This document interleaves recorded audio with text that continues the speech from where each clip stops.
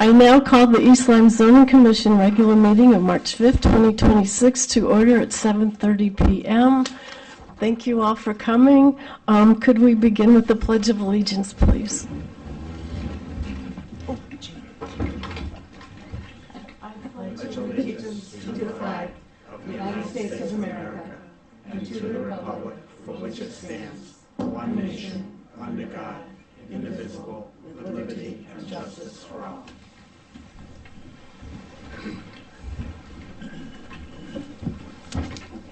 Thank you. We'll do our official roll call. Ms. Jet Harris? Here. Ms. Kalal? Here. Ms. Markovitz? Here. Mr. Pack? Here. Myself, Ms. Uhas? Here. Ms. Edwards? I think, is Mr. Liska here tonight? I don't see him. No, and Ms. Sesko told me she would not be attending. Unfortunately, Mr. Mulholland has some back issues, and we're wishing him well, but he will not be here tonight. Our recording secretary is Brooke Stevens. However, she'll be taking the minutes from the video. She could not be here tonight either. We're working with the skeleton crew, and our ex officio, Ms. Hardy, is here. Thank you. We'll start tonight out. We have several public hearings tonight. The first one is the application of Jerry Locken for East Lyme Parks and Recreation for a special permit under Section 20.1.2F of the East Lyme zoning regulations to construct an ADA accessible trail and improve the existing parking area for Darrow Pond at property located at 16 Mostory Road, East Lyme, Assessor Map 40.0, Lot 5, and this is continued from December 4th. We will open the public hearing. I did check with Mr. Mulholland, and he said the legal ad was run. Now, if someone could read his memo into the record. I will. From William Mulholland, date February 5, 2026. The East Lyme Parks and Rec Department has applied for a special permit to construct an ADA complacent trail along an expanded parking lot at the Darrows Pond Recreation Area. The project will include maintenance of existing on-site trails, which will include tree trimming, brush cutting, and some minor grading. The primary focus of the project will be twofold. The first is the construction of the ADA trail. It will be located approximately 150 feet of the south of the pond and will run on an east-west axis for several hundred feet. A portion of the trail will be constructed as a boardwalk. The section will be approximately 350 feet in length. In addition, there will be another boardwalk section at the westerly end of the trail next to the pond. The other sections of the trail will be constructed of sections of compacted stone dust, turf, stone pavers, and other materials. The purpose of the new trail is to provide ADA access to this outdoor environment. Further, it is proposed to construct a new parking lot to provide additional parking and access. Presently, there are 5 to 10 parking spaces. The applicant is proposing to create a 37-space parking lot.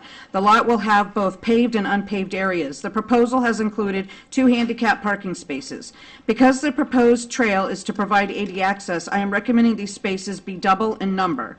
The site plan also delineates minor improvements to the entryway at the intersection to the street. There are signage and fencing.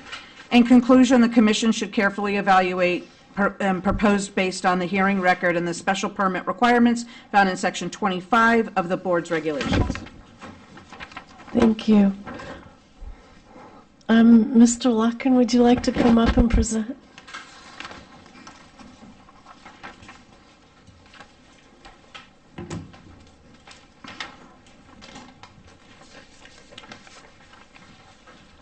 Thank you.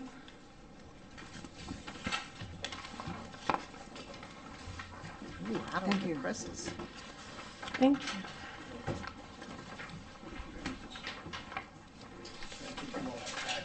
Yep.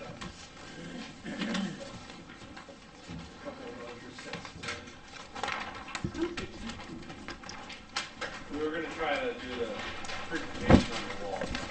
Okay. Are these maps all the same, Jerry? Are they all the same? These maps? As these that we have here. These two are the same in your packet. Yes, these are in your packet. Okay, they're just bigger. All right. Yeah, there's Thank you. That's very nice, thank you. And I have a few for the public too, I'll be going there. Did our alternate get one? Carrie, did you get one? Yeah, thank you.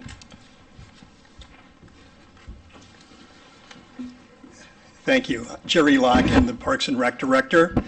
With me here tonight also, I'd like to thank our Deputy Public Works Director, Alex Close. We also have a couple of members of the Darrell Pond Subcommittee here tonight, Chuck Meebus and Bruce Dassinger. So just following along, unfortunately, we don't have the ability to put the PowerPoint up, so we just made some quick copies for you, but just giving everybody a little bit of the history of Darrell Pond. The town purchased the property 15 years ago, and from then until now, we've been slowly making improvements or clarifying things, adding a conservation easement. The Parks and Rec was given responsibility to manage 100 of the 300 acres up there. The other 200 are covered by that easement. And we had the Darrell Pond Master Plan Committee completed a master plan in 2023. Last year, we got a recreation trails grant to do trail planning. And the results of that are why we're here today, that they've developed that plan, and that's part of what we're presenting here tonight. And we also have a application in with the state to actually do trail construction. But before we can do that construction, we need to make sure that we are, get the approval of zoning and others before we can move forward with that. So, Mr. Mulholland, in meeting with him, he informed me that the use of Darrell Pond as kind of a trails area has never come before the zoning commission. The property had trails on it before the town purchased it. The trails still exist today. The trails are used by the public. It's also the starting point of actually the Goodwin Trail that goes to East Haddam. So the whole 8-mile river wild and scenic watershed starts right here in East Lyme. And so the trails are an integral part of the property. They have been, but they have never been formally blessed by the town, shall we say. So, that's just another thing we want to make sure that we're crossing all of our T's and dotting our I's as we go through the process. So I hope you can see on your next slide on your sheets there's kind of a then and now pictures. The one on the left, the then, there's actually a building on the site. That was a J.C. Penney center with a number of parking spaces around it. That building has since been demolished and removed, and now you can see there's just a small portion of the parking lot still remains, and the rest of it has kind of been leveled and flattened up there. Moving on to the next page there, our town engineer, they've prepared a bit of a revised parking lot plan. The big set of plans that you have there in front of you show the revised plan, and it also shows you kind of the portion that our previous, that the contractor, the consultant that we use prepared. With Mr. Mulholland's comments that we should have more accessible parking spaces since we're building this accessible trail, we took that to heart. We went to our engineering department and they were able to prepare the revised plan that you see in front of you today. So it has an additional number of parking spaces for people, van accessible and just regular accessible spaces. And then we've also overlaid that plan that engineering developed over the top of the image of what was there to kind of give you a comparison of what we're talking about, the size of the parking lot now compared to what it was when the J.C. Penney facility was there. So unfortunately, I think it would be better on the screen, but in your image there, the area that is being proposed for the parking lot is going to be a smaller size impervious area than what it existed when the JCPenney facility was there. Also, we've had discussions a lot about the traffic that would, you add more parking spaces, presumably there may be more traffic to the site. But I think the traffic impact is likely very similar to what it would have been when the JCPenney site was there and active. So we're not proposing a vast increase in traffic flow. And I guess the other thing I'll mention, the number of parking spots we increased. The original plan had, kind of the requirements. If we had, 37 spaces, we needed to have 2 accessible. The revised plan has 6 accessible spaces, which is well beyond what's required. But we think it's the right thing to do, and it's the trail there will have a big draw for people that have maybe accessibility problems, or maybe just people like me who are getting a little bit older and, going over trees and stumps and stuff like that is a little more difficult. So looking for a little easier time on a trail in a natural area. So the trails, the big piece is the new trail that's going to go along the edge of the water, or off the edge of the water, but it'll parallel the edge of the water, and it'll give views. That's going to be an elevated boardwalk, and it's going to sit on some helical piles that they're going to drive into the ground. Minimal disruption, minimal grading. These things, the animals and whatnot, can go right underneath it. There isn't going to be any kind of a impact from that, and there are no major grading anywhere near the water or anything like that. And as was mentioned in Mr. Mulholland's memo there's also going to be some trail maintenance, making sure that the trails are wide enough, putting in some erosion control things, some places, where you go into a trail and it's a little bit wet, some kinds of maybe small structures or small things that will help people get across, water or other things like that. We have been through the Wetlands Committee, and everything that we're doing, they've blessed and have said that they absolutely agree with. And let's see, the other portion or other parts of that are, the trails have existed there. When the property was purchased, the Conservation Commission, had it as one of their goals was to further develop those trails. And certainly when we surveyed the public, the number one use of Darrow Pond was trail activity. So we're listening to those folks and doing our best to deliver what the town has asked for. Let's see here. The natural areas like that are really susceptible to ATV traffic. ATVs are all-terrain vehicles, people out there driving down trails and things like that. It's certainly, I'm sensitive to the fact that they look for places to ride, but it also is really disruptive and really damaging to the trails. So we would be installing some parking barriers and things like that will prevent easy access of ATVs onto these trails. So these trails will be easier to maintain, and they won't get torn up, and it's a better use of the trails that we feel. And also, I guess I would point out that accessible trails in natural areas are a rarity. We've got the boardwalk down here, fully accessible. People can get out there and they can walk a mile, and it's all fine.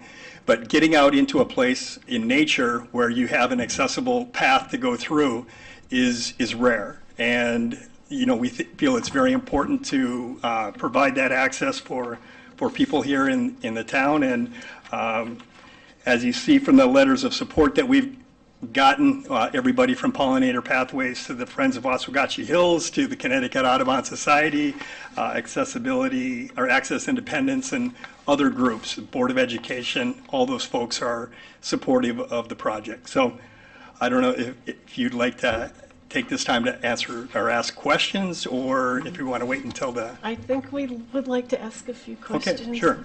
Is ATV use common up there now? We do have, yes, we do have ATV use up there. It's Yeah, it does exist. I mean, there's evidence up there that ATVs are using the trails, yes. And do you know how the ATVs get onto the trails? Well, it's a big property, and they could come from a lot of different places. So there's neighborhoods up there. Somebody could go in their backyard and have a little trail and get back into the property. They could come from somewhere else on the Goodwin Trail and just follow the Goodwin Trail all the way down. So yeah, there are I don't know that we'll ever stop it, but we can certainly do our best to mitigate it and make easy access, make it harder for ATVs to access. Did you mention how wide you're making the trail? I think that the trails are typically, wide enough for two people to pass each other. And depending on some of these trails are actually old woods roads that exist. Those might be, like 10 feet wide or something, but normally, in a place where it's going through, it's more like 5 feet wide, in between, just so two people can kind of pass each other. So the part that's above the ground, the walkway Oh, that's, Yeah, how wide is that going to be? Like, is it in this packet? it is in the packet. Can It you would show me be, where? Because I didn't see it either. I If you guess don't mind. in the smaller packet, there should be a detail There's all drawing kinds of that. details here. I don't know. It talks about 6 to 8 feet wide. 8 feet? Yes. Okay, thank you. So it's going to be the wood part of the trail. There's going to be where it's elevated, Yeah, like yeah. you said, so the Yeah. animals and stuff can get under. That's going to be 8 feet wide? If I'm taking Ms. Kalel's. Nancy, what page is that on, so I could see it, please? Oh, boy. I don't read very well. I have a No, question. let me rephrase that. I don't Has see there read. been a lot of requests from people with mobility issues or whatever to have these trails? Or Yes, yes, I would say, there are folks that are interested in accessing natural areas, and I think the other part of that is, even if you're not in a wheelchair or not using a walker or not, somehow severely impacted, accessibility is better for everybody. A parent taking their child in a stroller can use that. So there aren't, it's better for everybody. And people who are maybe having a little bit of difficulty, not severe difficulty, would have an easier time. So it's not just for, people that require it, it makes it better for everyone as well. And also, too, I'm glad that you talked about the ADA compliancy of it. That's really important, but out of 37 parking spaces, how come you only allocated 2? And the one, There's more. Yeah, how many? yeah, so now it's. 6. We have 6, yeah. We've taken that comment from Mr. Mulholland, and our town engineer have done a great job of revising the plan for the parking lot to add those additional accessible spaces right where the accessible trail starts. And what's the grade of those because I know there has to be a certain grade for ADA compliant Yeah. parking spots, so what's the grade going to be? I would defer to Mr. Closer, but I think it's less than 2%. Am I? Yeah, Is that? I can answer any technical questions if you have any more. I'm just, I'm just curious as to why 37 spaces? So Alex Close, acting town engineer, deputy public works director for the record.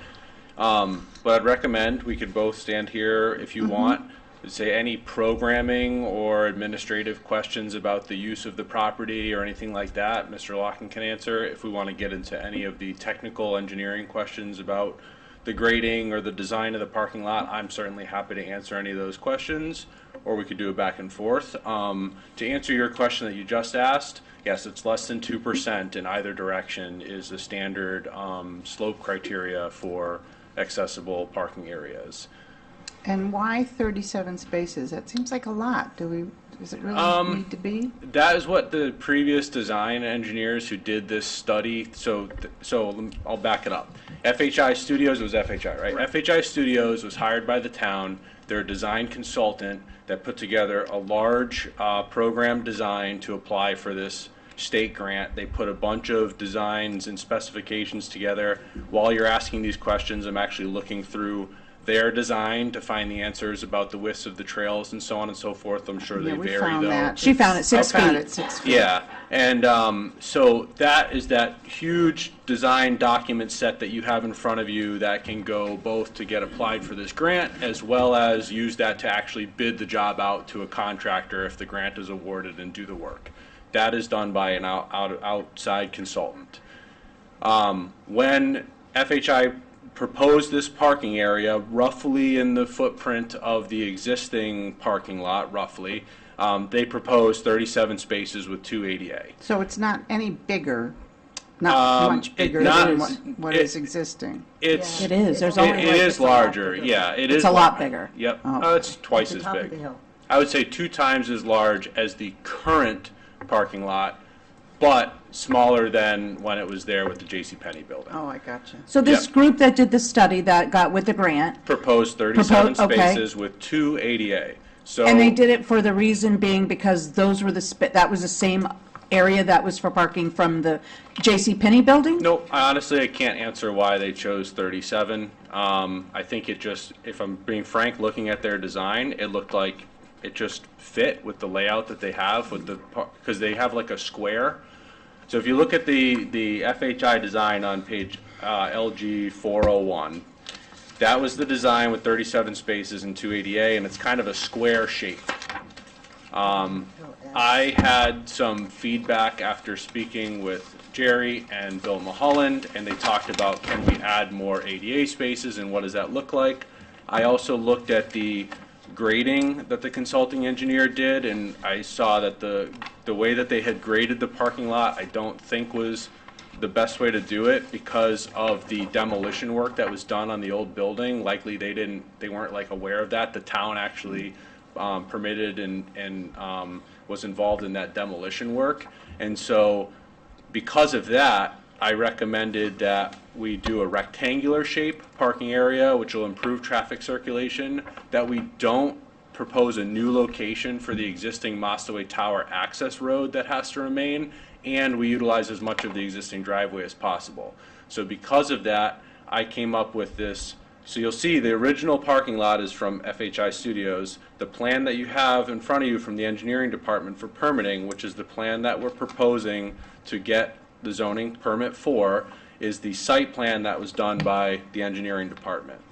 That shows the rough outline of the old JCPenney building. It shows the same number of parking spaces that were proposed by the design consultant professionals that did this whole study and did the whole design on the trail capacity and all this stuff. And I said, well, we'll keep the same number of parking spaces they're proposing, but let's add 4 more ADA, because I think people will come from pretty far to use, as Jerry said, this is a unique thing to have an outdoor woodland trail that is accessible. People will probably come from pretty far to use this feature. So he said, let's do. Excuse me, why is that good to have people come from all over creation to town? Economic what development. Maybe they come for the day and they decide they want to go hiking, and when they're done hiking, they want to stop and get They something do. to eat. I gotta go Or to the boardwalk Yeah, and they stuff. do now. But Yeah. I was just curious because my husband and I walk up there a lot, and Sure. it just seems like a lot of parking spaces. Right. And a lot of It does. expense to put in that many parking spaces. Are you But maybe familiar- that's something that you would have to cut if it were a budget constraint. Is I mean, the, it's going to be through a grant, so. is the town's grant not- covering the entire project, or is any of Yes. it Oh, coming wow. from East Lyme? No, That's- the grant is going to cover the whole project. who's assuming paying it's for awarded. maintenance? Oh, I'm speaking outside my lane here. See, this is where I'm I'm answering the technical question of the parking. I'll let him answer the grant questions. I have So- a technical question. Yes. So people, I've been out there many times before. There's a place out there that has, I'm assuming that's maybe the JCPenney building, I'm not sure, but there's a bunch of pipes that were left there. And they're large, and they're not for the well testing pipes. It's bigger, and there's huge dips in the, have you seen that? Okay, Jerry, could you please tell me what that is? Or what you think it is? Okay. And is that the so- same area where this stuff is going? No, Okay. no. Throughout the Darrell Pond property, there were previous developers that were looking at it, everything from a golf course to housing complex to all kinds of things. So they did go out there and dig test pits, and there was PVC pipe that was kind of laying on top of the ground, Yeah. running all over. That PVC pipe has been removed. Our parks crew has gone out there, removed all that pipe that's out there.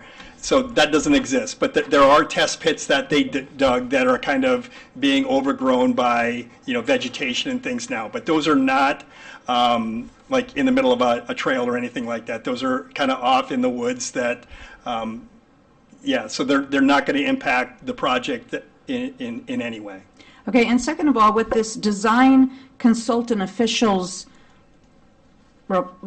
survey or whatever how come we don't have that? How come we wouldn't have this? This is a public hearing for this project. We should have all of it. That packet that you have, the small packet that's all stapled together, that's 11 by 17, that is entirely prepared by FHI Studios. So this is everything that they recommended, because I don't see in here where it says they recommended 37 parking spots. There's a, I see where it's on here but it there doesn't. is a park, it doesn't, I don't know if they, I don't see it in here, but so is this a completed document here? it's, the entire grant is probably 100 pages long. So that's all of their. Okay, but, I don't want to read that. no, well, I do. Okay. I like to read, I like to see all of the information, so there's no Okay. surprises for the taxpayers and people in our town. I just like to know all the information, that's all. So it's not in here. So the drawing of the parking lot with 37 spaces is in there. I don't know that they included the Yeah, I rationale got the of. drawing. But I want to know where their recommendations are, like their recommendations on their letterhead like we usually get in here. Do you have So that? I don't know that they had a specific recommendation for 37 parking spaces. They designed the parking lot. I don't know that they had a narrative portion that said we use 37 spaces because I have not read that. That's what I was looking for. Are you finished? I just have a quick question. Is the reason for the huge parking lot anything to do with ideas for future activities that they're planning to build, or? So that is a possibility. And I guess I have a map over there showing Darrell Pond and the entire space. But the FHI consultant group also worked with the Darrell Pond master plan to create the master plan. And since they did a good job with that, the Darrell Pond subcommittee hired the same firm to come back and do the actual design of the trails. So FHI is aware of the other future potential uses that may occur at Darrell Pond if funding and things like that become Which available. are what? Which are what? What are those? Those are, there are three kind of focus areas that the Darrell Pond Master Plan contains, and that's education, conservation, and passive recreation. So, So this just isn't about a trail. This is about a project that could most likely, the probability is pretty high if they've already done it, to expand it for buildings and other sources. no, the Darrell Pond Master Plan has no buildings at all, no. You would probably have to come back to us anyway for. Correct, yeah. So there are things like a nature-based parking so playground much, or, an outdoor classroom, aquatic sampling station, things like that, kind of educational type components to the master Frisbee plan. golf's not on the table? Say that again? Frisbee golf? Disc golf is one of the passive uses of Darrell Pond that's in the master plan. And do you know the definition of passive recreation? I think, according to the master plan committee, the disc golf was sufficiently passive to allow No, it it to. is not. It is Okay. not. Passive recreation includes anything that is non-competitive. Okay, so there would be those that would argue that disc golf is not a competitive sport, but, I'm not here to argue that point. The disc golf isn't being proposed now. It's an element that was included in the master plan. Whether funding or approval of that gets done, that's a matter that we're not seeking at this time. So who's paying for maintenance of all this?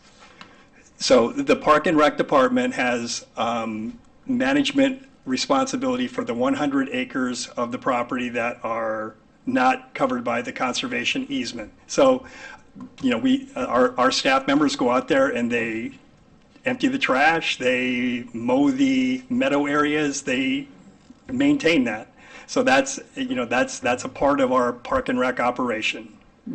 So, did you know that all the new housing development at Darrow's Pond was a habitat for rattlesnakes? And that those rattlesnakes have left suburbia, and guess where they went? To where you want to build your trails. So what are you going to do about rattlesnakes? I guess I would ask. You're protecting the rabbits. I would ask that if there's any kind of, if you're suggesting that there's some kind of a danger there from rattlesnakes, I would encourage you to share that information with me so we can take that into account. Yes, that's a bit, and I know this because that's where I spent my childhood. Okay, Alex, what's the plan for the drainage and all that stuff? My concern is close to the pond, the area, the boardwalk situation that you want to have going there. What's the drainage going to look like there?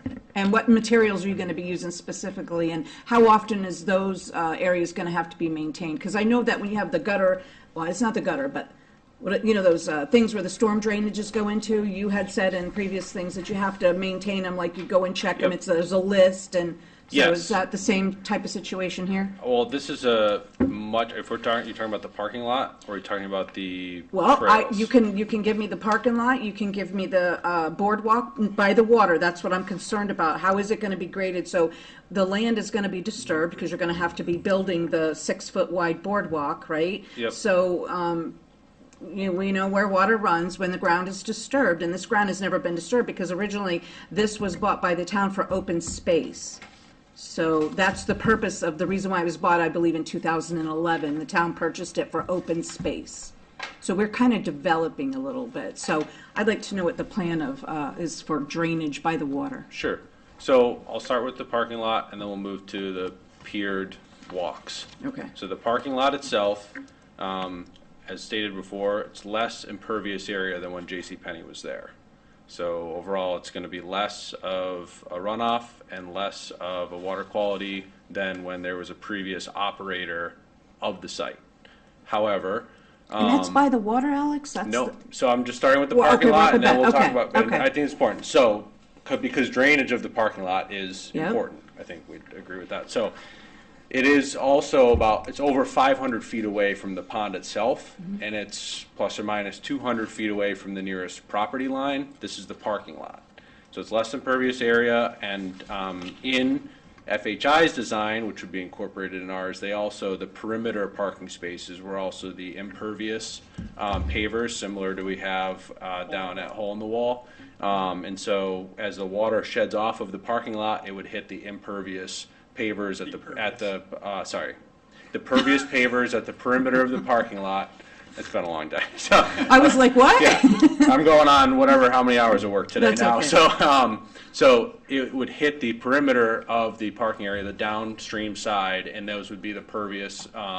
We found out of the 5 or so different materials that we have at Hole in the Wall, by far and away, the precast concrete hexes are the best way to go because they last the longest.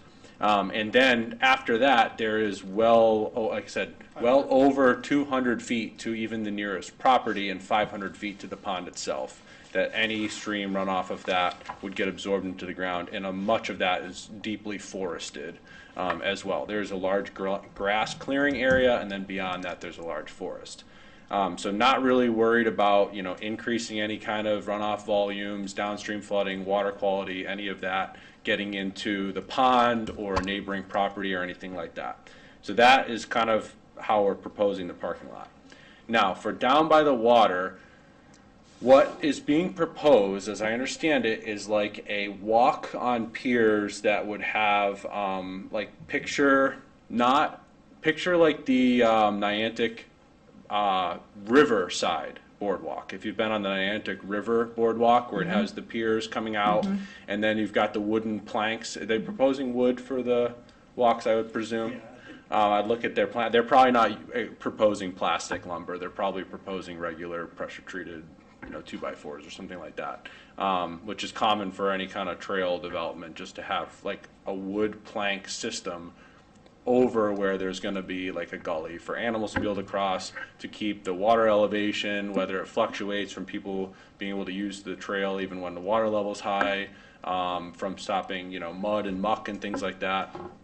So that is, while there is a cover, the cover would have, the cover will drain. I mean, it's just it's like an elevated walk. If it's 6 feet wide, I have to look at the exact details of it, right? And then water can get underneath it and run over land just as it would. So yes, you're adding like a negligible amount of impervious cover, but it's floating over the regular land. So it's designed specifically to not erode the land around it and not create like a washout or anything like that. And that's why you put it up on piers, and you don't just cut the trail along the water's edge, because then as the water comes in and people are using it over time, it's just going to start to erode, and you'll wash your trail out, and you'll just break all that sediment out into the pond, which you don't want. And so What's that's the why gap in the boards? Do they have to be 3/4? I know with tidal water, they have to be 3/4 to allow sunlight and drainage. And what is it for a project like this? I'm sure it's not the same. I'm just curious. Yeah, I'm going to try to find their detail.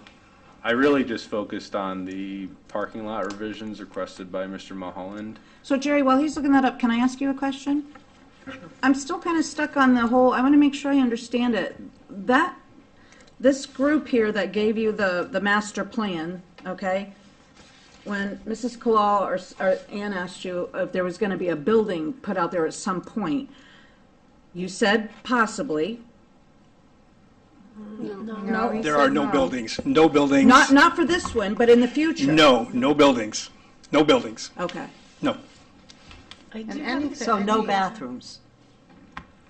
No buildings, no bathrooms. No If porta we potties? decide, well, that may be something that if we get, a desire for people that say that we need to have restrooms out there, it would be porta potties or something like that. But our master plan does not include any type of building on the property. You were going to explain more about the grant that's paying for the entire Yes, thing? the state grant is a Connecticut recreational trails grant from Connecticut Deep.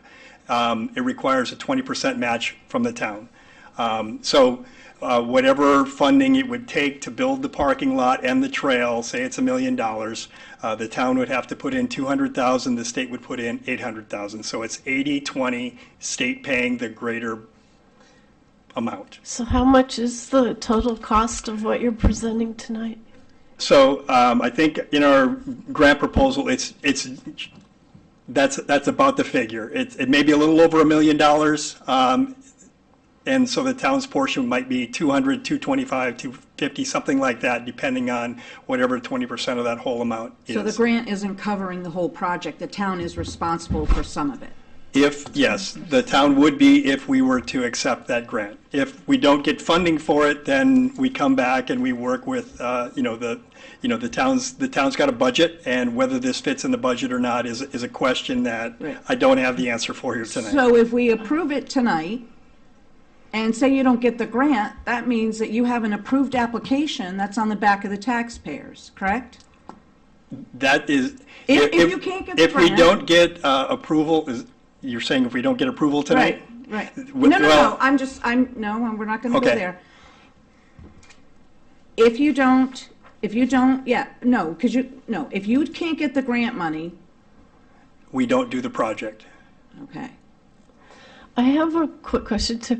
Why do the huge parking lot now? If you're coming in for the trails, why do we need 37 spaces at this point? Why not do that later if the later So, part is approved? We're open to that. If the commission is concerned about the number of parking spaces, I can go back and I can twist Alex's arm and I can have the engineering department. He'll wanna wring our necks.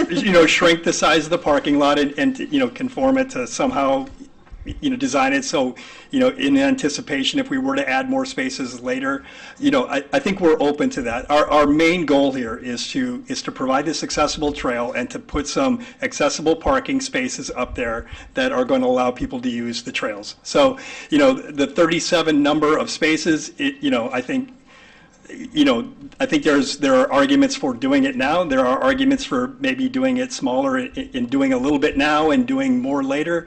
Those are reasonable arguments and things that we certainly would So you would entertain be it. open? Absolutely. Yeah. Absolutely. I have something to add. So I think, first I want to answer your question about the boardwalk. I did find the detail. They don't specify the joint spacing, but it is typical lumber deck and joist, which means you'll probably leave at least 1/4 of an inch for the expansion and contraction of the wood. You don't want to leave more than that, because if the wood contracts and it gets greater than 1/2 inch, that could create like a hazardous gap, right? So typically they'll literally take a 1/4 inch nail, set it in between the lumber joists, and they'll nail it in. So it'll be about 1/4 inch. Plenty for the water to be able to sit and actually drain through the boards. Like a deck. So that's just typical boardwalk construction. That's like what you'd see, like I said, on the Niantic Bay boardwalk. And how high is it up off the ground? They don't call a specific height. It probably varies depending on, because they want to keep the deck level, but the ground probably looks like this, right? Right, So they right. set the piers and they keep it, Yep. at that uniform elevation. And that's just me looking at their detail that they have in there. I think originally when I was talking about the parking lot, getting back to 37 spaces, something I was trying to say earlier was, if you look at FHI's design, they are the ones that proposed, here's what we think your parking lot should look like. It's got 37 spaces, looks kind of like this square. In my opinion, just looking at it, likely that is a size that fit well where they wanted to connect the trails, the outgoing road to the tower, and the incoming driveway. And because there's only so many shapes that you can practically do, your parking lot is going to end up looking like a square, or it's going to end up looking like a rectangle if you want to have continuous circulation and not do a hammerhead end, which we don't want to do. Because then a car goes down, tries to find a parking spot, it's a mess, they have to back up and try to turn around. You want the cars to be able to go in, and if the lot's full, be able to turn and pull out. So it's a square. So likely what happened is they said, this is how many spaces that they can fit in this square. I could tell you I had some other issues with their parking lot. Nothing, these are professional engineers, nothing that is, this is a personal preference, I guess, with my years of experience designing parking lots. So I don't like the square shape in general as opposed to like a rectangle, because even though they're providing 24-foot drive aisles, when you have a car coming in and trying to make a 90-degree turn, and they have some of their parking spaces that are literally, if you look at their design, the parking spaces meet right at the corner. And so if you have two cars trying to back in or pull out, or if you have a larger vehicle, there's no forgiveness there, since these are just 9-foot wide spaces that meet right in the corner. So what I'd rather do is lose the spaces in the corner, make the corner a little bigger. Maybe you can go in there and plant a tree or something like that, and the roots won't rip up the pavement. So I'd rather lose those 2 spaces, make a larger radius so cars aren't parked with their bumper to bumper at a corner, pull it out to more of a rectangular shape, right? And the rectangular shape, when you're turning around that radius and coming around and trying to make like the horseshoe to drive past the end cap aisle, you've got more of a lane to straighten your vehicle out and kind of figure out what's going on. The way that they have their parking lot designed, while I won't call it wrong, as a driver, it's going to be really, really tight and really, really uncomfortable. My guess is they put a square down because that's the size that worked, that connected everything they wanted. It used as much of the existing parking lot as possible. I noticed that they don't have any landscape islands in the middle of the parking lot. It's just painted striping. So that means they got the most number of parking spaces they could in this square footprint. That is common. There's nothing wrong with that. As a developer, like a traditional developer, that's what you're going for because it's saving you a lot of money. But for our purposes, it doesn't make a lot of sense. So in addition to the adding of the 4 ADA spaces, I've also incorporated some other personal preferences for traffic safety, better flow, better grading as well, including eliminating any immediate corner parking spaces. I also have one island around a utility pole that's there. I've also softened the radius and completely eliminated corner parking on the inside turn when you first come up the drive and you make your turn in and you're trying to find your first space on the right. And I line the access road up with the inside corner next to the 88 parking spaces. So all of that will kind of improve traffic circulation. It'll improve the safety of the parking lot. It allows the same number of spaces to be achieved in what I think is a better configuration. I think, quite frankly, the 37 spaces just came from that's what they could fit on the site in terms of their design. I don't necessarily think there's anything wrong with that because nobody knows what this, we don't have the book of regulations. It says, we don't have the zoning regs clearly defining for a trail use how many parking spaces. If this was an office building, we could look it up and the regs tell us exactly how many spaces we need. We don't have that for this. So I would say we can eliminate spaces. Jerry's absolutely correct. We could do that. I would still try to keep the same kind of shape and configuration for all the other reasons I mentioned. And since there's only 2 rows on the interior island, we really can't go we can't really lose spaces up and down. And I don't want to shrink it so that it becomes a square and we're back to all of the other things I said that I don't like about the other design. So if we were to lose spaces, I would recommend, for example, the 6 spaces, if you're looking at now, our plan, East Lyme Engineering Department, not FHI, the big sheet. If you look at the 6 spaces that are closest to the previous J.C. Penney building by the access road, we could lose those 6 spaces, let's say.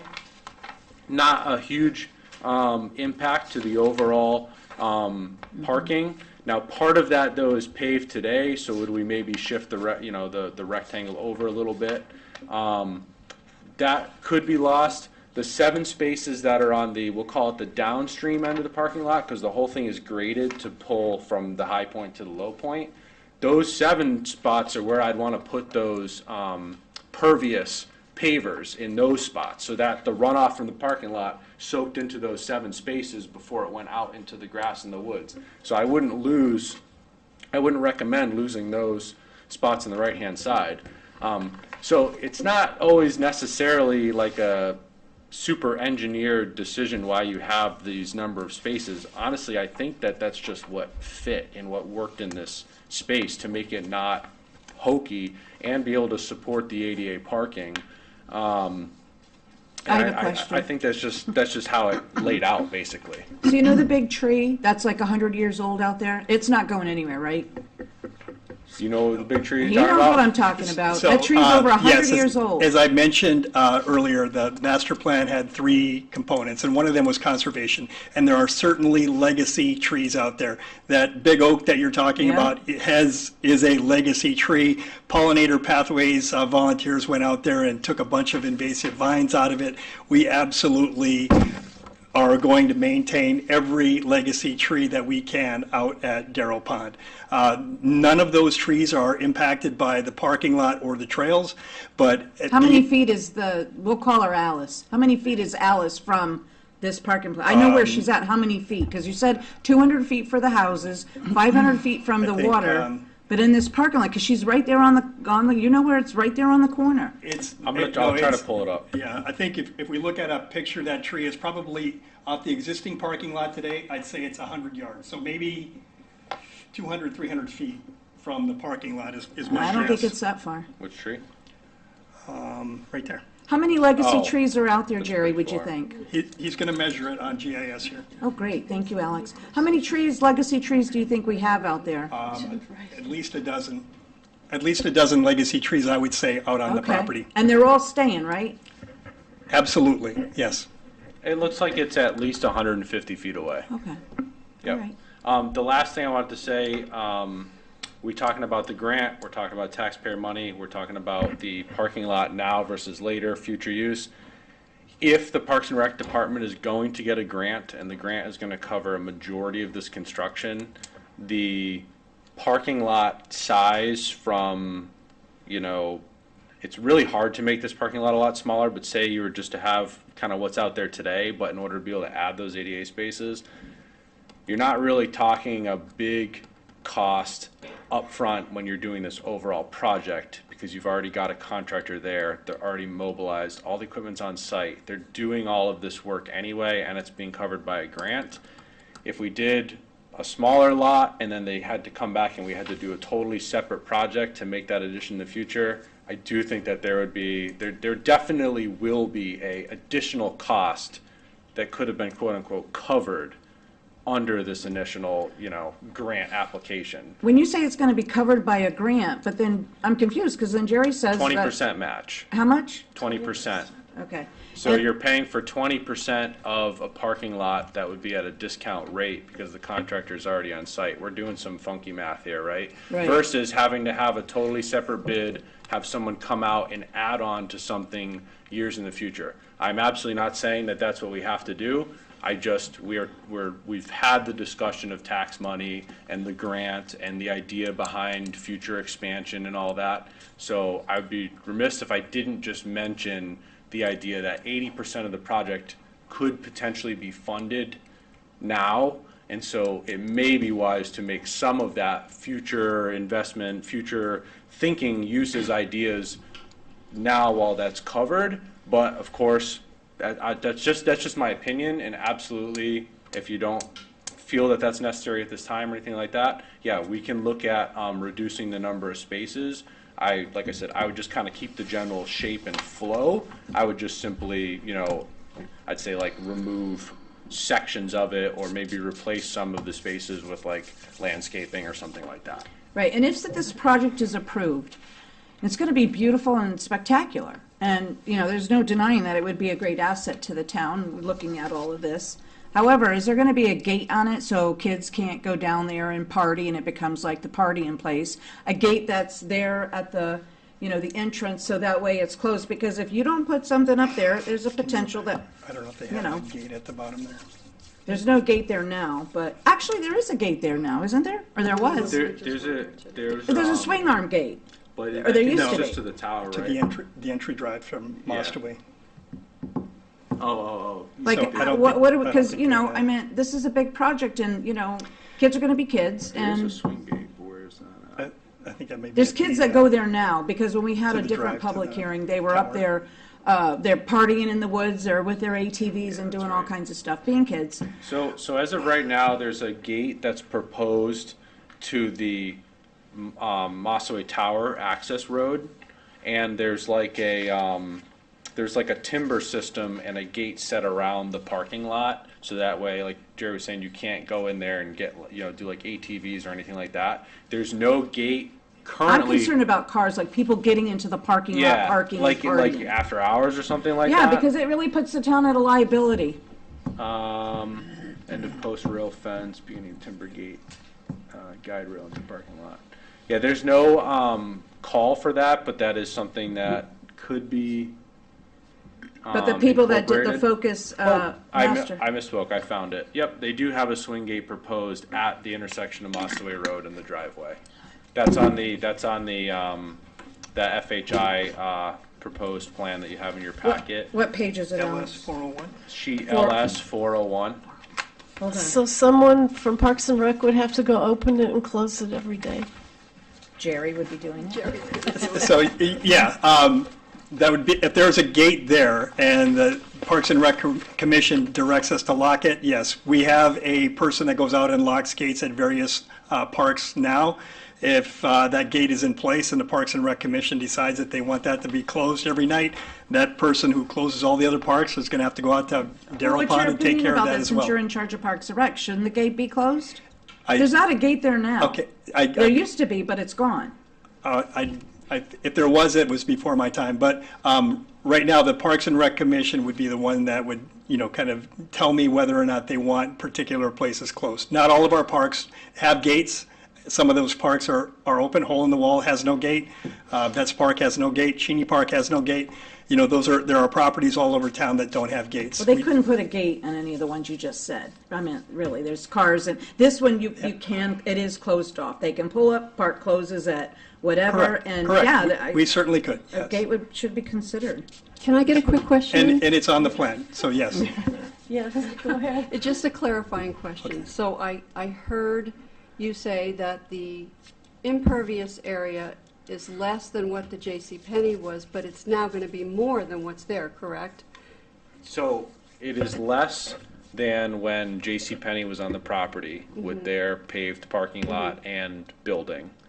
It is an addition of impervious area as to what the parking lot is today, since the building and the other parking area has been demolished, yes.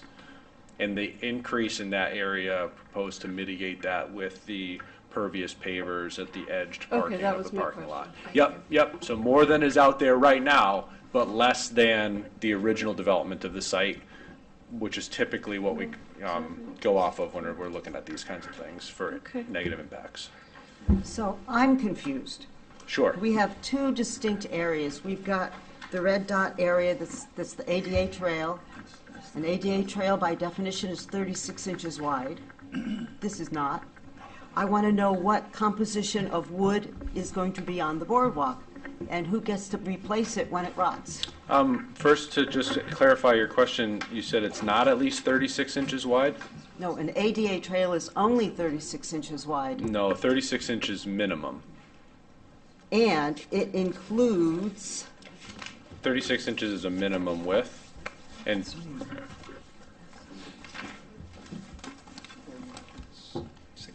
what they call resting intervals. yes. I don't see any resting intervals. They do have those. Yeah, there's a detailed grading plan. There, like, for example, on sheet LG 402, there's like a large radius circle at the bottom of a downhill slope before they begin the walkway parallel to the water, and that's a resting area.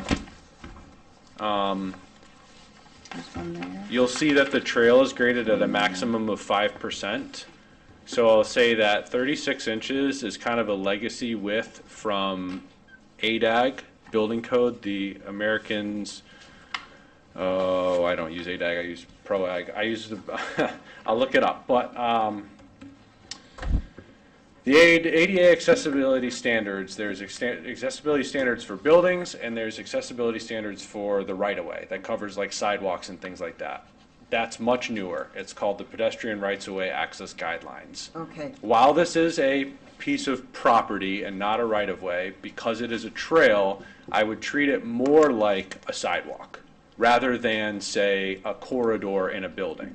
So a corridor in a building or a doorway needs to be at least 3 feet wide. Current studies and the most recently released ProAg, Rights-of-Way Access Guidelines in the right-of-way, say that no, really, we should have closer to 5 feet clear. 5 feet is really becoming the new standard. We're realizing with research for folks that need those accommodations. Furthermore, for example, when we do a sidewalk, if you have less than 5 feet clear for 200 feet, you actually need to provide a passing space and a Right. pullover space. Okay. Right? And that cannot be graded greater than 5% running of the path and 2% cross on the path. So what FHI has proposed throughout their entire trail, it appears to be at least a 5-foot standard clear width, no greater than 5% maximum running slope, 2% cross slope, and they've provided some refuge areas and spots along the path, looks like before they make major transitions, where someone could, stop and take a break on a less than 2% in either direction surface rather than trying to stop where it's that 5% maximum running slope. So really this trail confirms more to the modern ADA standards that we would see like on sidewalks than kind of the legacy standards that you'd see for like regular buildings So and stuff what like is the that. composition of the trail? I think it's stone dust compacted stone dust for a majority of the trail, and then you asked about the trail bridges and the boardwalk is standard lumber. It looks like for any trail bridges, they're proposing, which bridge, take it very lightly. It's literally that little, the like little stream crossing thing. If you've ever been hiking, you've seen the couple of boards across. They're proposing 4x8 lumber, and then for the boardwalk that's up on the piers along the waterway, I'm not seeing the specific call out on the decking, but the 2x6. So the boardwalk on piers that runs parallel to the pond is a 2x6 board. And 2x6 oak, pine. It just says pressure treated Pressure-treated. timber. Yeah. So in all our grade schools, all the pressure-treated timbers had to be removed because they oozed zinc. So all the pressure-treated stuff is gone, and now you want to put a pressure-treated boardwalk along a waterway that drains into the sound? I'm not a lumber expert. We'd probably I'm get just someone for. asking. No, I just want to say The from my taxpayers need to know Yep, what they're from getting my here. understanding, this is just my understanding, and I would recommend we get, like someone from Rings End or something like that. Maybe they could say more. But the chemicals that are used in pressure treating today are not similar to the chemicals we use in asphalt binder today, are not what they used to be. Like a lot of environmental concerns have already been brought into the industry, and the chemicals that are used to treat pressure treated wood are not, they're not bad for that reason that people understand you have to use pressure treated wood in wet environments, and wet environments are where things could leach. I would have to get more research on that, but that is my understanding from looking into the Niantic Bay Boardwalk, actually, when we looked at whether we're going to go with pressure-treated timber or we're going to go with a composite plastic lumber. I looked into that a little bit, and both are safe for aquatic and marine uses. And from what I found, it's just the chemicals just aren't the same. So you can use pressure-treated lumber near watered areas. We could get more, research on that if needed. Are they going to have a doggy waste station, or are we allowing dogs? Because I know on the boardwalk, we don't allow it in the summertime, and it's going to be a big concern. So what's in place for that? The Parks Department puts dog waste stations out at various places around town. So very, very likely we'll have trash cans out there with little stands where you can pull a little plastic bag for dog poop, and people. The town used to provide those, but they stopped doing that. And No, we do it. We buy a lot of dog waste bags. Oh, that's good to know, because Yeah. in my neighborhood we got one of those. Well, I don't know that they're in parks. They're not necessarily. I can't okay. speak to your neighborhood. I can tell you. Well, that no, they're- because we have the them- previous engineer, Yep. you know, It was Benito. it was part of an MS4 initiative. Yes. To, put the waste stations out into the community, but quite frankly, we haven't continued the funding to continue to provide all of the waste bags. If that's something that you'd like us to look into providing again, I'd say, if you can send me like an email or something, I could talk to the Board of Selectmen, but that money has to come from somewhere. I don't know if we got like an MS4 grant or something at the time, but that's something that like the selectmen would have to say, yes, we want to be spending money Well, I think on that if we're going to do restocking that, the there has waste to be some stations. regulation of how many. You hate to regulate everything, but let's, if it's 6 foot wide, the boardwalk. 10 foot wide. Oh, I'm sorry? The one by the water is 10 feet wide? Yes, it says it's 10 feet wide. That's a road. I'm sorry. Okay. No, Call it by what it is. the boardwalk, No. which page are you looking at? LD 101. The Just red, so I can see exactly what you're looking at here. yep, the Because red their dots. detail shows 6 feet. I thought the one by the water was 6 feet wide. Yeah, that's what I'm seeing as well, but I'm gonna try to 6 feet find. wide, Nancy. It starts out at 10 feet at the parking lot and traverses back and forth. Hey, have you ever pushed a wheelchair up a 5% grade? Not easy. LD what? 101. So Jerry, Print's real tiny. while he's looking that up, Jerry, what do you think about the whole, what's your opinion about the animal dog situation? So Yeah, I think, this is an open space. I think it would be reasonable to assume that dog owners would go out there, and I guess my personal preference is that, they have their animals on a leash, but, the ordinance says what it says.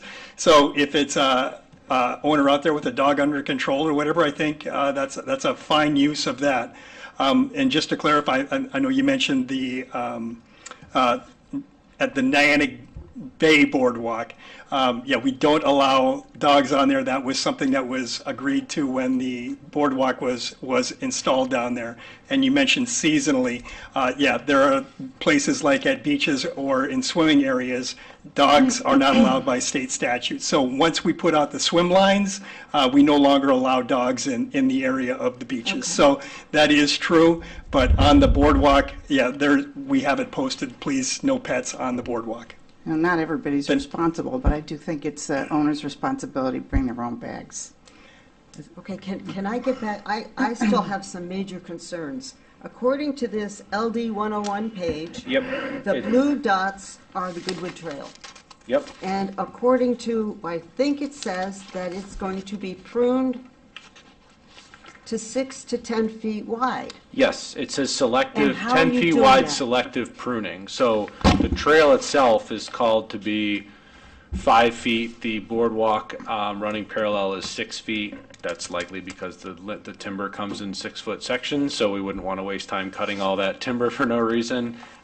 Selective pruning at 10 feet is called out on the ADA trail, so that would be the sides and the canopy of the trail being trimmed at 10 feet. So the current trail is probably what, 3-4 feet wide? No, in your application, it says minor grading and Correct. trimming and brush cutting. Yes. Minor. When you go from 4 feet to 10 feet wide, I don't call that minor. Okay, so there are, like I mentioned before, there are woods roads out there that are probably wider than 10 feet now. There are places out there that, exist that are out there. There are other places where a trail may snake off into, a different area that maybe connects two other trails. If we're making a trail, like Alex says, the trail itself is probably about 5 feet wide. You might prune a little bit wider than that just to make sure that there aren't any branches or things like that from brush or trees kind of hanging into the envelope where people are kind of walking through the woods. And you have to get the equipment in to build the trail. Correct. Yeah. So And there's a whole nother topic. The But- equipment. How are you maintaining this? right now, there are places in the park where we actually bring in large equipment and mow. There's a big meadow in the middle of Darrow Pond. We mow that with a tractor with a brush hog in back. So there's trails out there that are large enough for a tractor. But when it's a narrower trail, we have a lot of volunteers and other people that go out there, Boy Scouts, others that go out there maybe with hand tools and just trim a smaller trail that isn't big enough for heavy equipment or large equipment to go out there. So, yeah. But you're saying all of these trails that you're proposing are 6, 8, and 10 feet wide. Pruning.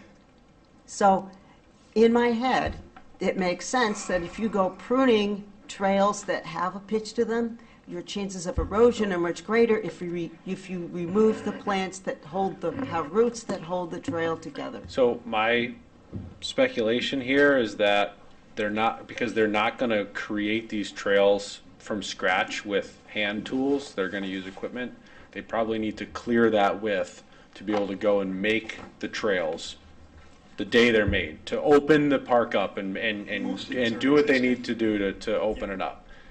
After that, I don't know. But when they say the pruning for the selective trail, these are the design and construction drawings for a contractor to go and make what's in the drawings. That's So this pretty is major telling the work there. contractor, hey, you're not going to clear more than 10 feet in this section of trees in order to put the trail in. But a trail that's 10 feet wide is accessible by a vehicle. Now, if you go through the back of the subdivision, you'll notice that there's a house that sits where it's supposed to be a fire truck entrance.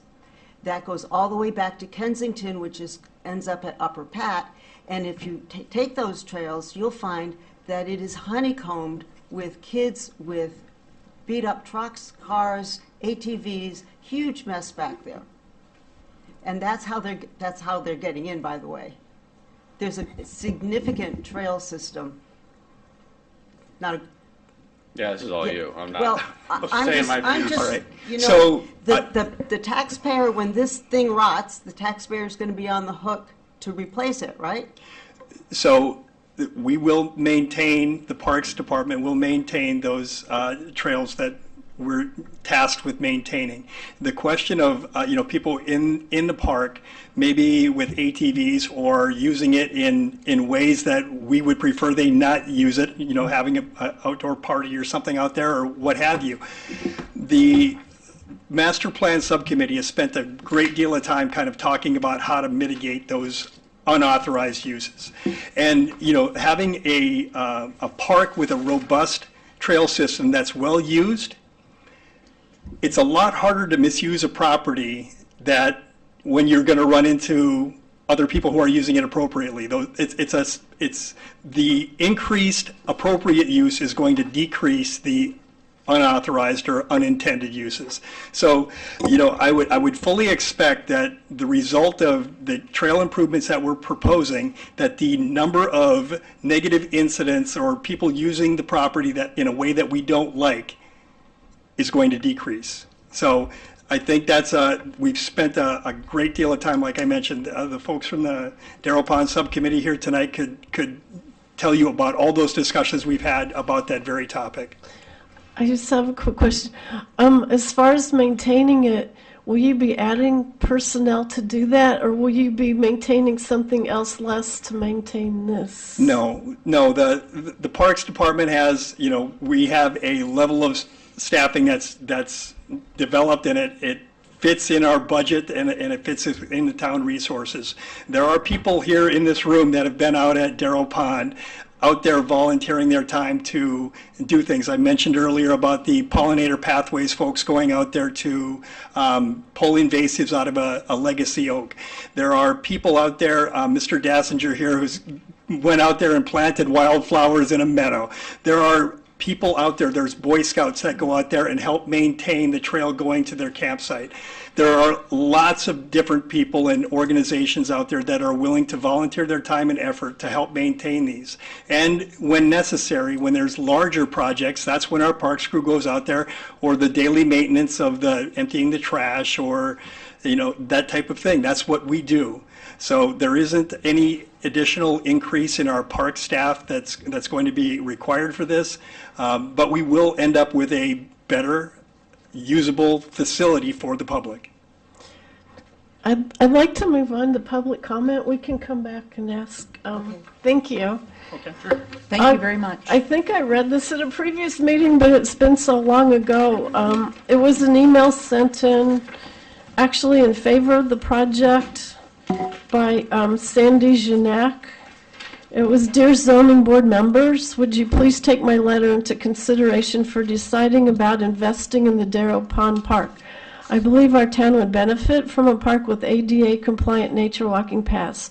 A park with flat, easy to navigate nature walking paths would be ideal for people with disabilities, seniors, strollers, and anyone wanting to spend time in nature. An outdoor space away from the hustle and bustle of downtown would provide a peaceful and relaxing getaway for our town residents. Exercise and time in nature has a multitude of benefits for our physical and emotional health. Thank you for your consideration and for all you do for our town.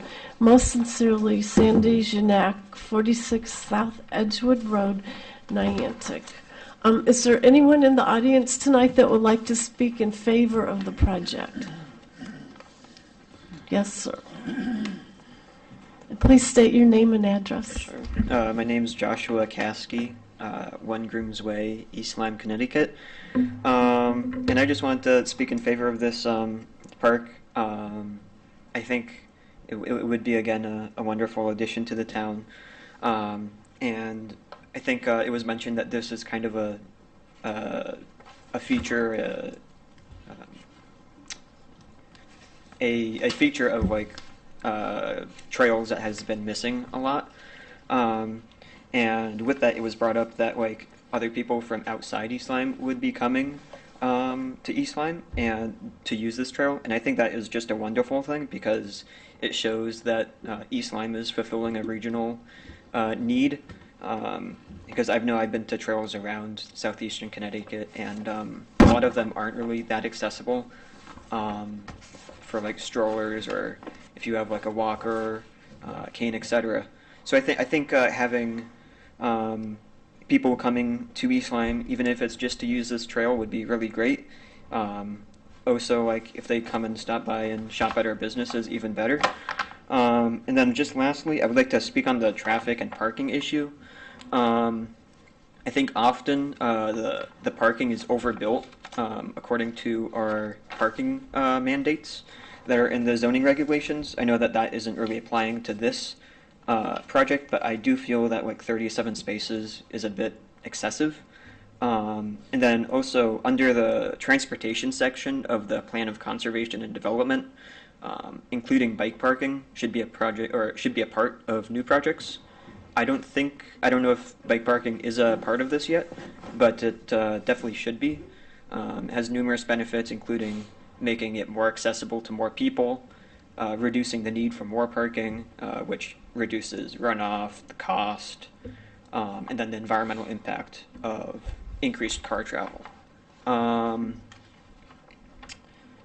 And then lastly, it would also increase accessibility for people who don't want to use cars, if they want to get more exercise out, riding to the park. And lastly, so I would just encourage the zoning commission to consider the reduction of parking spaces as well as the possible use of pervious pavers instead of asphalt for the parking lot. So thank you. Thank you. Is there anyone else here that wants to speak for the project? Is there anyone here that wants to speak against the project? Neutral. Any additional comments from the commission before we make a motion to close the hearing? I have nothing more to add. Do we have a motion? I make a motion that we close the public hearing. Second. All those in favor say aye. Aye. Aye. Against, abstain, 600. Okay, moving on. The application of Jillian Lepore Euler for a special permit under section 5.2.4 roadside stand of East Lyme zoning regulations for property located 73 Scott Road, East Lyme, Assessors Map 34.0, number 16. Mr. Mulholland did tell me today that the legal ad was run. We do have a memo from him if someone would like to read it. Be happy to. That's this one. Oh, okay. I didn't see it in there. To East Lyme Zoning Commission from William Mulholland, special permit application dated March 17th, 2026. The application of Jill Lepore Euler is applying for a special permit to create a farm stand for the sale of agricultural products grown on subject property. The property is located in an RU40 zone. Roadside stands are permitted by special permit and do require any saleable produce to be grown on the lot. The zoning regulations require parking for 2 or 3 cars, a 20-foot setback from the road, and seasonal use. The building is limited to 200 square feet maximum if temporary, or 1,000 square feet if permanent. Thank you. Would you like to come present? Sure. Thank you. Thank you for your patience. Oh my gosh, yes, of course. It's hard to follow that. That was just such a wonderful. So I am Jillian Lepore Euler, trying to do a small farm, regenerative agricultural farm, on 73 Scott Road. There was previously a farm stand actually on this property, so I'm just trying to continue the heritage there. So yeah, just a few things about the property is that, of course, I would be having the setback at least 20 feet from the road with some signage, which is going to be approved by Mr. Mulholland.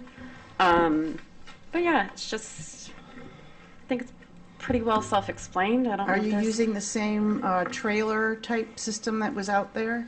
No, I'm building my own. Actually, building your there own. was a picture that I did. Did you see that? It's really good. I'm really, I printed Oh, it it's out in color adorable. for I you thought you did a guys great job. before. Yeah. Looks very great. nice. So, yeah. I don't know if there's any questions about the Yeah, what are you farm or- growing? Mostly vegetables, some cut flowers because you don't make any money with vegetables, you make money with flowers. Oh, really? Yes. Oh, that's interesting. Yeah. It's That's true. good, and it's good to It's know. unfortunately true, yeah. So, And you've talked to Mr. Mulholland and are following what he had in his memo as far as setbacks, Yes. and you have the parking spaces. yes, I do. There's 4 parking spaces, and I was nervous that I actually needed more. Someone brought up how many parking spaces we've needed this entire time in this conversation, so. Okay. Now, is Piper going to be one of the staff members? She is in charge of everything. Of course, as it should be. That is my 3-year-old daughter, for everyone who doesn't know. She was here 2 weeks ago, Yeah. running amok and having a great time. She had a great time at the microphone. She had a fabulous time with Yes, you yay. guys. So, Any questions? Or No. I think it's pretty simple. I have no questions. okay. Okay, Thank you so much for your time and consideration. Is there anyone Oh, here yeah. tonight that wants to speak for, against, or neutral comments on the fruit stand, vegetable stand? There will be some fruit, but Okay. Okay, do you want to close this hearing? Yeah, I make a motion- go ahead, Nancy. I make a motion that we close the hearing for Julian Laporte Euler for a special permit under section 5.2.4 for roadside stand. All those in favor say aye. Aye. Aye, opposed, abstain. The hearing's closed. Our third hearing tonight will be the application of Nathaniel Bodnar for a proposed text amendment to section 1.90 of the East Lyme zoning regulations to update the definition of a brew pub to include all alcoholic beverages. Mr. Mulholland did tell me that the legal ad was run. Does someone want to read his memo into the record? Yes, Miss Edwards, could you sit for Mr. Peck? East Lyme Zoning Commission, William Mulholland, zoning official, proposed zoning regulation text amendment, section 1.90, brew pub, dated March 17th, 2026. The applicant, Nathaniel Bodnar, is applying to the commission to amend section 1.90 of the zoning regulations. This section defines as a brew pub as a manufacturing facility authorized pursuant to section 30-16 of the general statutes, which manufactures, sells, stores, and may distribute beer. Such facility may sell beer or wine to be consumed on the premises with or without food, and may sell beer brewed on the premises in sealed containers for consumption on or off the premises. Mr. Bodnar is proposing to modify the regulation as follows. A manufacturing facility authorized pursuant to Section 30-16 of the Connecticut General Statutes, which manufactures, stores, sells, and may distribute alcoholic beverages such as beer, cider, wine, mead, spirits, or other alcoholic beverages, as authorized pursuant to manufacturing permit defined in Section 30-16 of the Connecticut General Statutes. Such a facility may sell alcoholic beverages manufactured on the premises or off the premises to be consumed on the premises with or without food, and may sell alcoholic beverages brewed on the premises in sealed containers for consumption on or off the premises. At question is whether the new language as proposed allows activities that are in zones that allow brew pubs. Presently, brew pubs are permitted only in light industrial zoning area.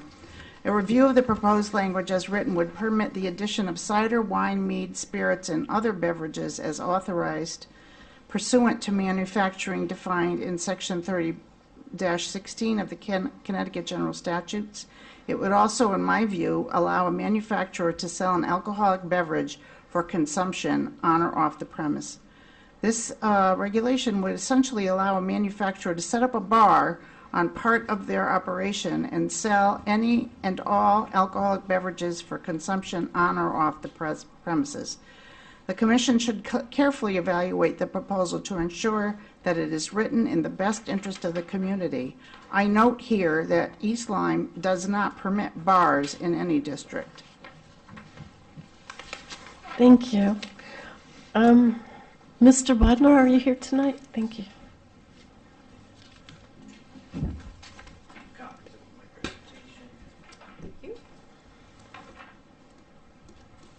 Thank you.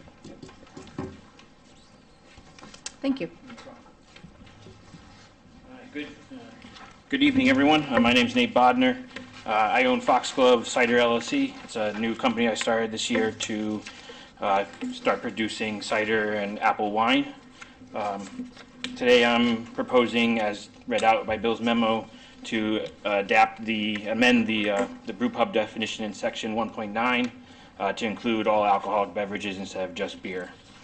So just some background, if you flip to the second page, as I said, the goal of my company is to open a manufacturing facility and a location to serve alcoholic beverages, classified as cider and apple wine, and those are defined as cider and apple wine in section 30-16 of the Connecticut General Statutes. There has been space that I've identified and worked with Norm Peck to establish at 11 Freedom Way in Niantic, which is an LI district, a light industrial district or zone. Section 11 of the Town of East Lyme zoning regulations allows for brew pubs to be established in these LI space via special permit. So that'll be the next step if this text amendment is approved. The brew pub defined in this section 1.9 that we're amending today currently allows for a similar facility that I want to open up. Just the wording only includes the word beer, and cider and wine, according to the legal definition, is not beer. And the other alcoholic beverages such as spirits and mead and so forth are also not classified as beer, while they do serve the same general purpose and are manufactured in a similar way. So the proposed text amendment just allows the text to be switched to allow all alcoholic beverages that are permitted by manufacturing permits in the statutes 30-16. If we jump over to the third slide, it just kind of shows you the outline different text amendment that I had proposed. The first bullet up there is what is currently written in the zoning regulations as read out in Mr. Mulholland's email or memo. And then the second one, the second bullet down there highlights in bold and underline the wording that has changed and kind of adapted it to what, as I mentioned, just including cider, wine, mead, spirits, and other beverages that are defined and regulated under the Connecticut statutes in 30-16. And then just kind of going into the fourth slide here, kind of breaks down the Connecticut statutes of 30-16. There's 4 different permit categories: spirits, manufacturing permits for spirits, one for beer, a third one for a farm winery, and a fourth one for wine, cider, and mead, which fall under one category as a whole. The last couple section, it's paper clipped in the back of your packet that I handed out, is the entire section of 30-16. If you wanted to read or look into certain aspects of that, we can review that. I highlighted or underlined in red the beginning of the 4 different permits sections there, the categories, one for spirits, beer, farm winery, and the fourth being wine, cider, and mead.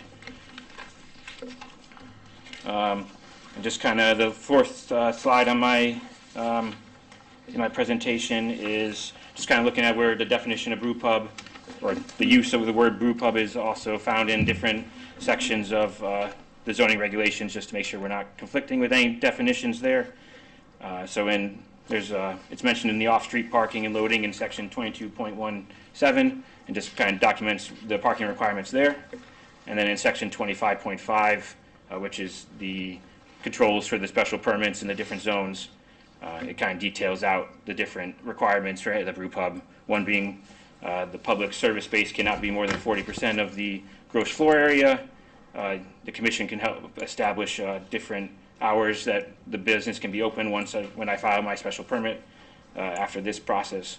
And then just noting that the non-premise, the alcohol stuff that's not produced on premise can't exceed 40% of the gross sales. So it still would be mostly, obviously the goal would be the product that I produce on, or that the person in the brew pub definition produces on property to be the main portion of the sales. I guess, is there any questions at this time that I can go over? Or I know I spewed out a lot there. Do you already have a building for this, or a building site that? Yes. Let me remind everyone, the text amendment would be for the whole town. It's not site-specific. Right. Right. So yeah, it would be for the whole town. Currently, for my business, I was looking at the space at 11 Freedom Way. It's a chunk Do we of. have a picture of it in here somewhere? No, This is just about this is the, just for the text amendment. Just for the So text No, I amendment. know, but he has pictures of everything else, so I figured maybe I figured I'd ask. I'm curious as to why you would include spirits in that. I guess my end goal was to avoid wasting any more time for the commission in the future if people wanted to open a spirits a section. I personally, it will not be, when I file for my special permit in my later on the federal, the TTB and the manufacturing license through the state, I would not be doing spirits myself.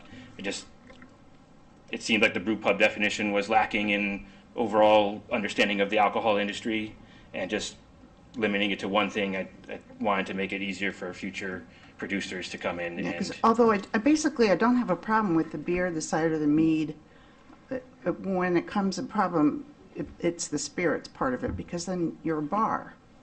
And we have bars. They're not allowed in town, so it's kind of a shady area right there. Okay. It's just my concern. Yes, I understand I guess, are you concerned about like outside manufacturers of liquor, I guess? Yeah. Or are you Yeah, concerned because, about someone no. making liquor on premise and selling that? Yeah, as the like producer? mixed drinks and that sort of thing, because I think that then you wander into the bar territory. Obviously, beer, mead, cider, that's all brewed. So in a brew pub Makes sense. regulation, Right. it makes sense to me that you stick to things that are beer adjacent. And maybe the text amendment could exclude the spirits part of it. I personally would not be opposed to that. I understand that it becomes a bar, and I don't know if I have an argument against that. Yeah.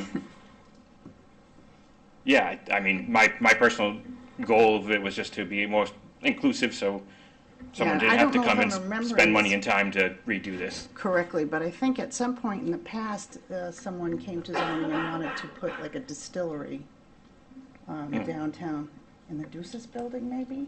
And then it got turned down. Yeah. So that's where I have a Alright. problem with the spirits. Then I'm more than happy to adapt it to not include spirits if that is a desire of the I commission. have a question. I don't drink, and I don't go to bars.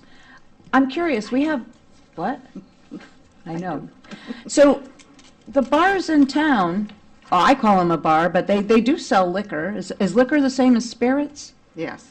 Okay, But but, they sell food and dinners, and it's not just, so you're not doing food and The dinners? current definition says with or without food.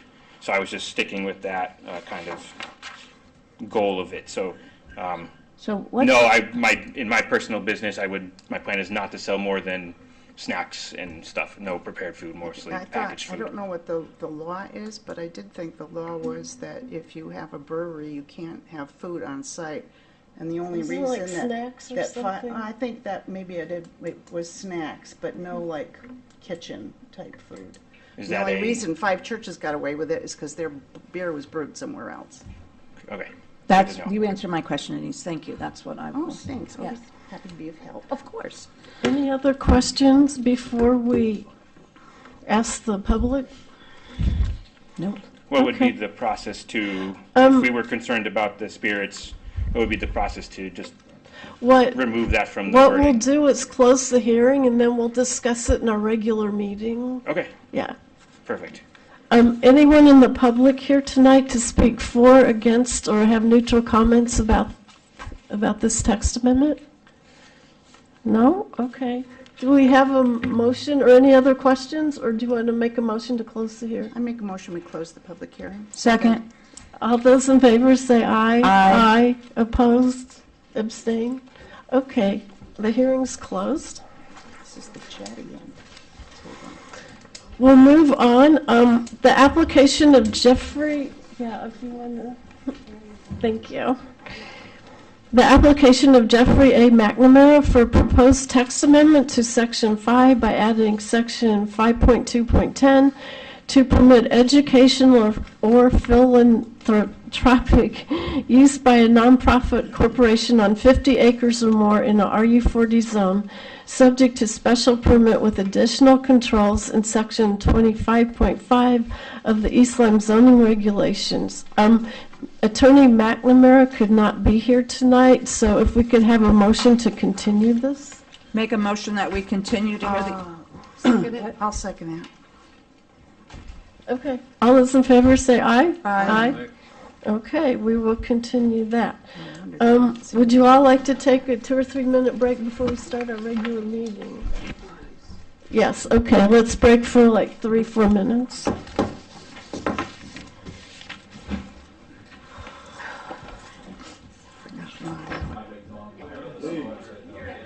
The mics are all on, you guys.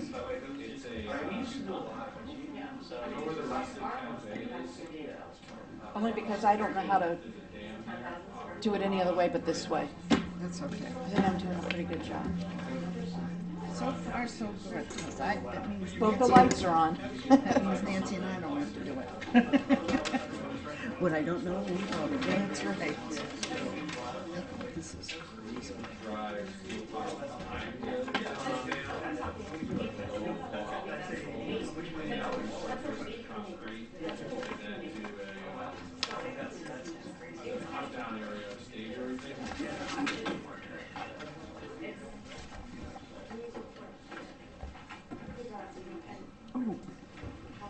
I'm trying to keep myself organized here. Oh, God, I gave up long ago. I had the agenda someplace and I I lost know, it. I lost it too. It's, I should go through here. I know it's right here. Okay, is everybody back?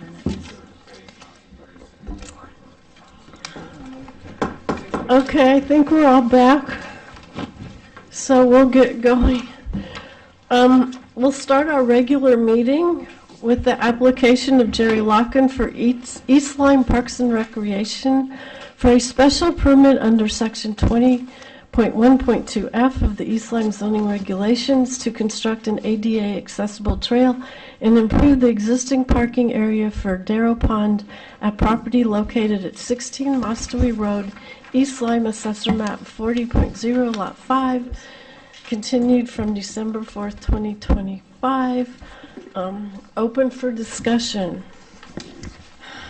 I think it would be a wonderful addition, knowing lots of people who have disabilities and hard time accessing. I think it would be a great thing to have this. The other thing is this trail, parts of this trail go all the way to East Haddam.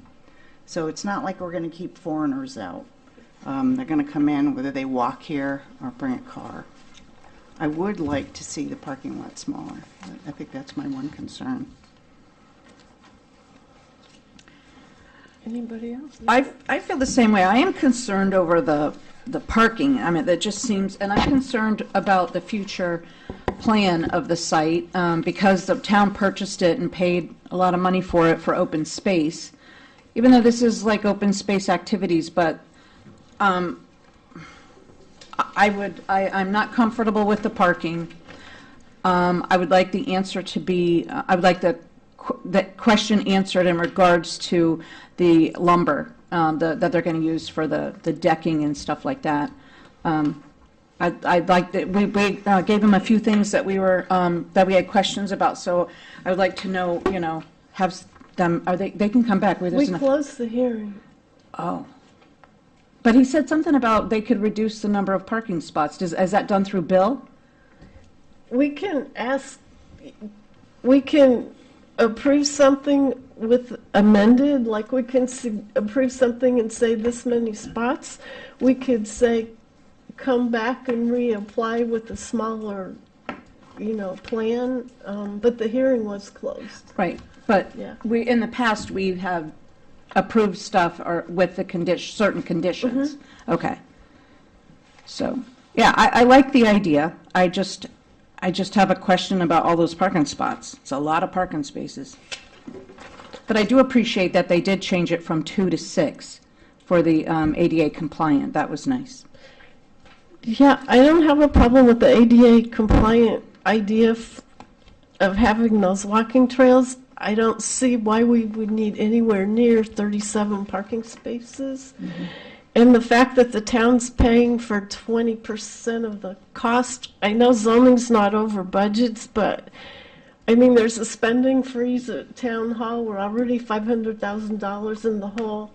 They're raising taxes next year. They're reevaluating property. I'm just like, it just concerns me to pass something that is going to cost the town so much money. I don't know if that's the best use of it, but again, zoning's not over budget, so. Any thoughts? Yeah, I think it's a great idea, but I also would like to see reduced parking, and I'd like to see maybe some more pervious parking, just because I am concerned about that. I know it said it's less than what the J.C. Penney was, but it is going to be more than what's there, so I wouldn't mind seeing some more pervious parking, just for the environmental factor of it. That's all. In regards to parking, I don't have a problem with the application as presented. Mention was made of the cost to come back and add more parking is very true. Also, whenever you come back, you know it's going to be more expensive because everything goes up. So I don't think the savings, you knock off 5 parking spaces, I don't think you're going to save much in money, if that's what you're concerned about. So I'd rather not have them come back if they do need parking in the future. That's a good point, Norm. That leaves me. The amount of, looking at this from an environmental point of view, the amount of land disturbed to create all these trails to be 8 to 10 feet wide is a significant impact. And I'm the person, I work for all the local preserves, East Haddam, Lyme, Old Lyme, and when we build trails, we do it with oxen because they don't disturb anything. Piece of cake with an ox. And you can laugh if you want, but I just think it's a cool idea. That's the latest, the trends, and to think that we're going to take a tractor and make 2 passes is ludicrous. It just disturbs so much land. Have you ever seen the mess tractor tires make? Well, look at my driveway.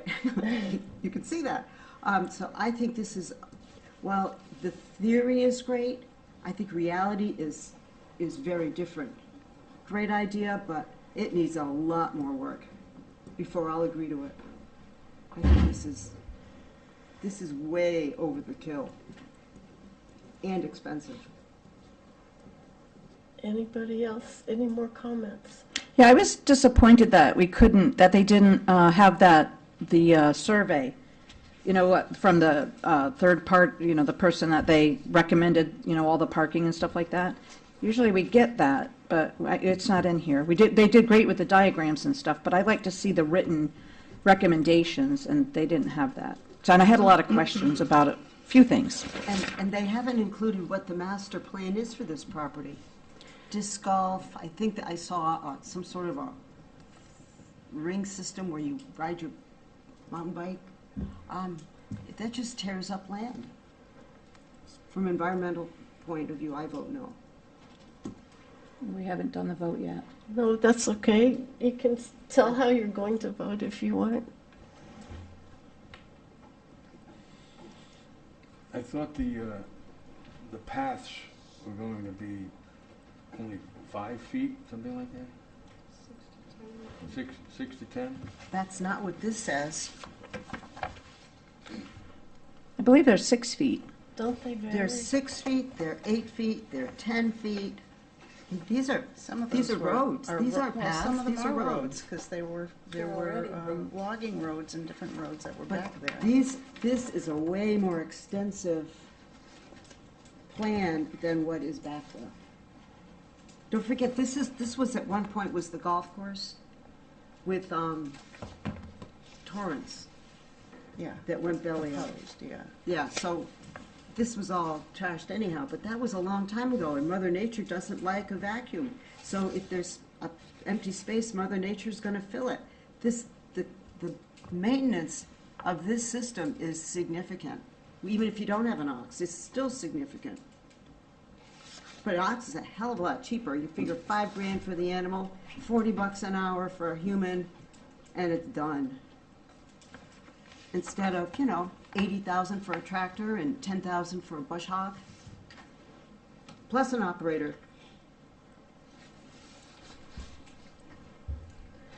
No, I agree with whoever said, I'd like to see the entire plan Yeah.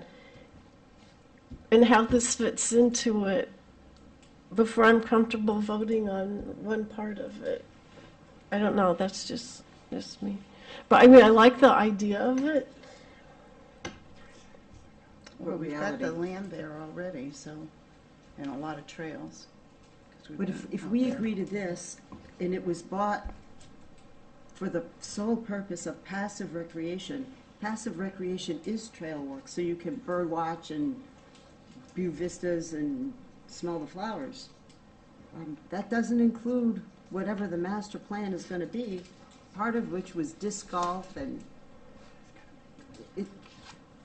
I fear that if we agree to this, this is just opening up Pandora's box. Well, they have to come back to us if they're gonna put anything else in there. I think if they put disc golf in, they don't have to come back to us for that. They just stick these things out there. But then if you want to go for a walk, there's these disc golfing things whacking you in the head. Well, and then, Look you know, at the 100-acre wood in Saybrook. They got it, and they're sad. the supporters section that's in our packet, that's in the back, it has all the supporters here. But it just has their names, but nothing is attached to any of them. So granted, their names are here, but there's no support, like, for instance, I don't think their names would be there if they didn't support the project. I'm glad you said that, because that's my next statement. So Pollinator Pathway would be supporting it, a little letter. They have, presidents and chair people on these committees. They're going to support it for a different reason, and it says state legislators. Well, which ones? Which state legislators? There's no names here. The Connecticut Deep Biologists, there's no names here. The Park and Rec Commission, we know who that is. He was here. Friends of Oswegatchie Hills Nature Preserve, there's.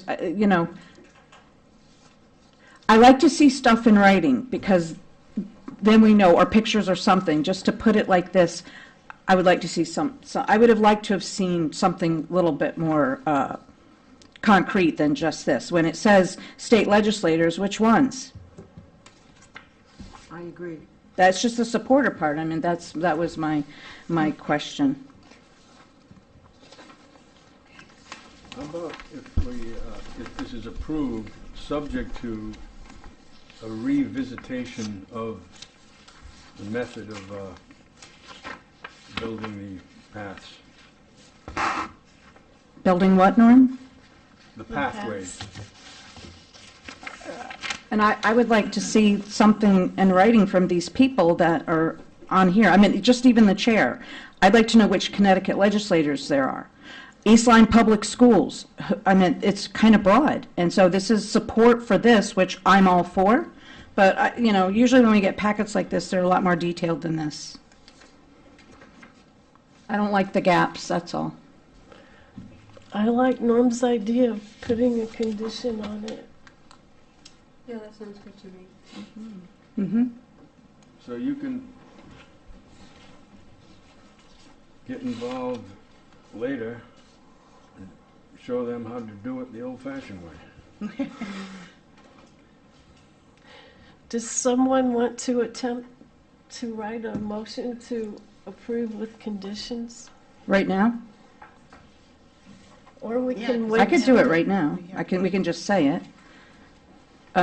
We can make a motion to approve with the condition that Norm stated.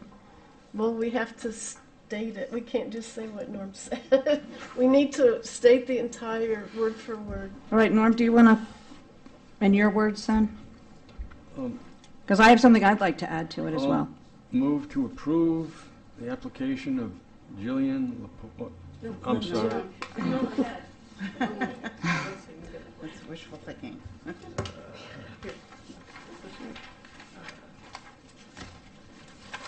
Move to approve the application of Jerry Loken for the East Lyme Parks and Rec Department for a special permit under section 20.1.2 of the East Lyme zoning regulations to construct an ADA accessible trail and improve the existing parking area for Darrow Pond at property located at 16 Mastaway Road, East Lyme, subject to a revisitation of the method of pathway construction.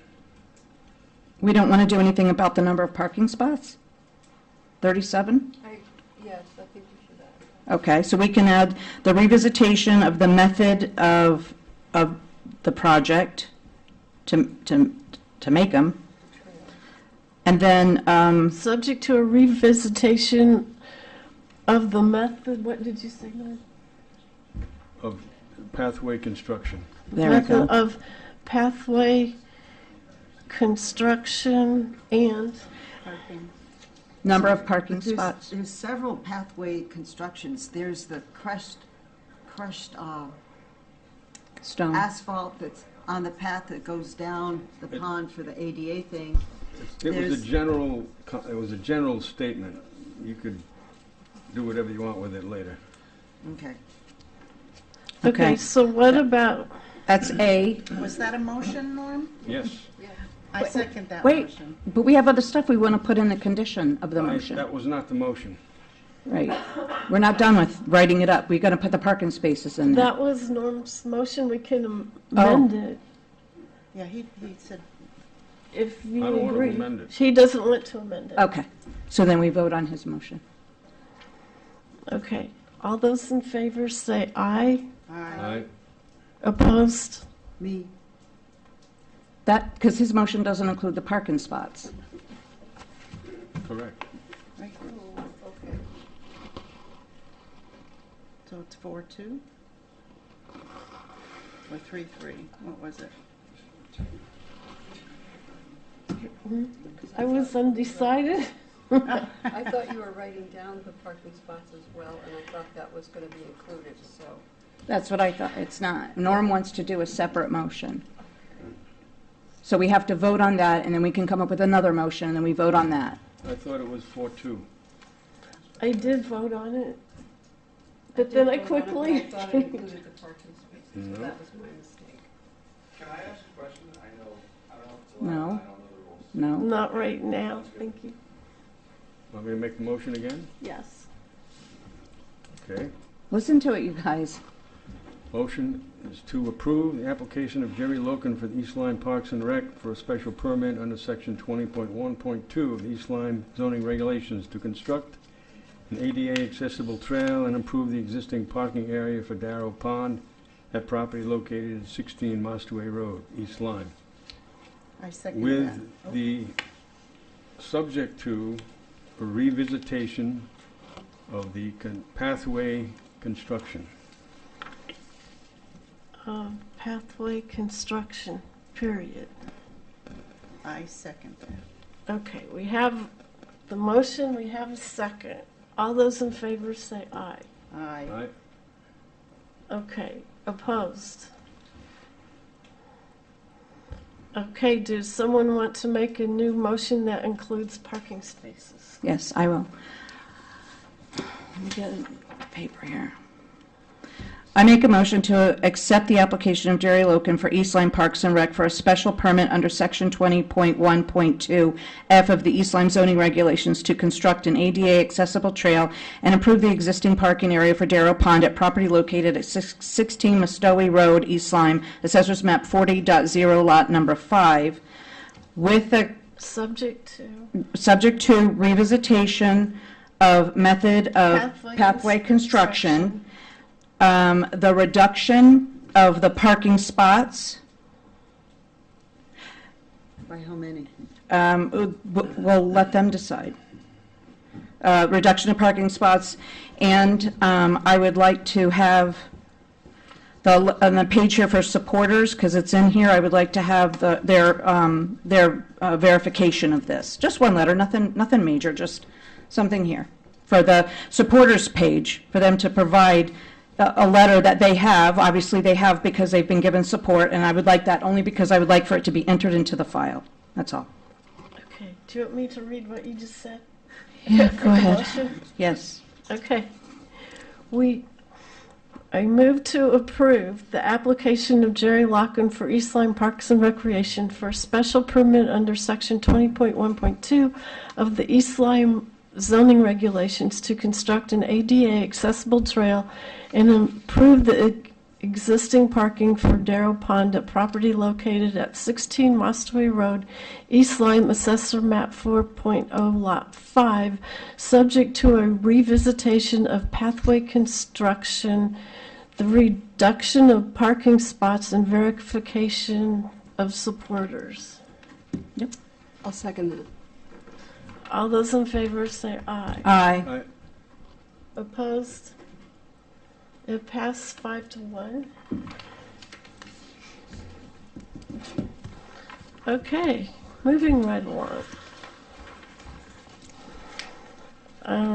Application of Jillian Lepore Euler for a special permit under Section 5.2.4 roadside stand of East Lyme zoning regulations for property located 73 Scott Road, East Lyme, Assessors Map 34.0, number 16.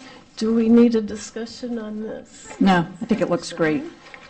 Do we have a motion? I make a motion to approve the application of Jillian Lepore Euler for a special permit under Section 5.2.4 roadside stand of East Lyme zoning regulations for property located at 73 Scott Road, East Lyme, Assessors Map 30.0, number 16. I second. All those in favor say aye. Aye. Aye. Opposed? Abstain? It passed 6-0. Good luck. Congratulations. Next, we are to the application of Nathaniel Bodnar for a proposed text amendment to Section 1.90 of the East Lyme zoning regulations to update, do you need to switch? To update the definition of a brew pub to include all alcoholic beverages. So do you want to discuss this tonight? We can discuss it at our next meeting. It's up to you all. We have time. I have no objection to, I would just like to see the spirits part removed. I've got no problem with the brewing part of it. Cider is brewed, wine is kind of brewed. I agree with Denise. I agree with that. Yeah. Do you want me to make a motion? Okay. That we approve it? I make a motion that we approve the application of Nathaniel Bodnar for a proposed text amendment to Section 1.90 of the East Lyme zoning regulations to update the definition of a brew pub to include all alcoholic beverages except for, we're going to take out all and we're going to make it, what do we want it to read, Denise? So No spirit? we're With the changing the exception regulation in the of book. spirits. Yeah, I know. It's, Okay. we're changing it to what, Yeah. Denise? Spirits. Spirits, no spirits. No No spirits. spirits. All I right. second the motion. All those in favor? Aye. Aye. Opposed? Me. 5-1.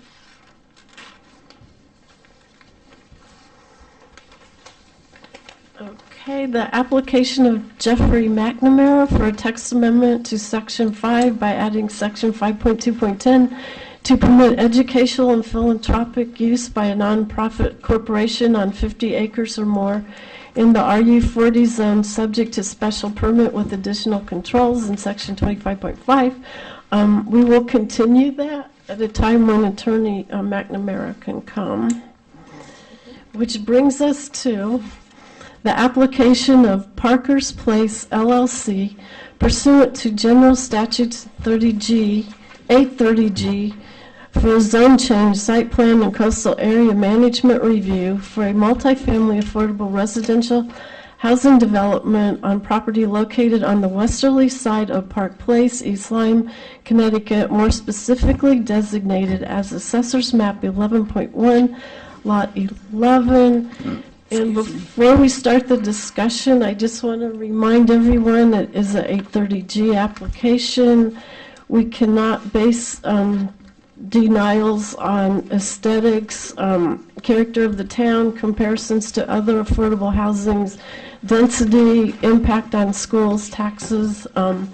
Basically, any denial would have to be for health or safety reasons. Ms. Sesko had been sitting in Mr. Peck's place during these hearings. She could not be here tonight, but Ms. Edwards has been to every meeting and has read all the material and feels she's ready to participate. So with that being said, I'd like to hear everybody's opinion on this before we make a motion. Well, I was very impressed with the residents who live out there, who actually live in that little area over there.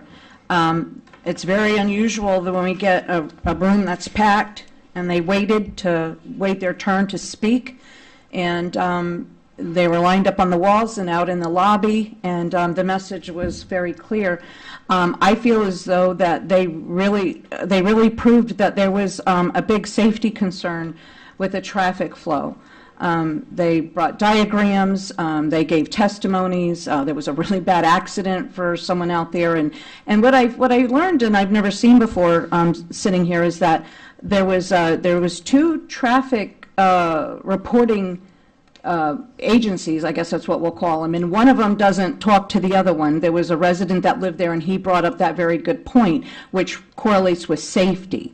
So the traffic flow and the safety, and the people cannot walk on that street.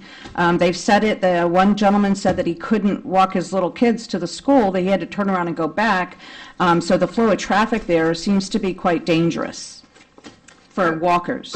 I would concur with everything that Debbie just said now. I mean, I'm not an expert on traffic.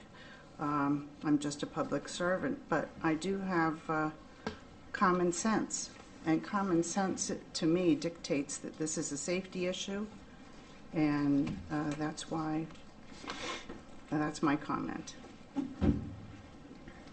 I agree with what the ladies say.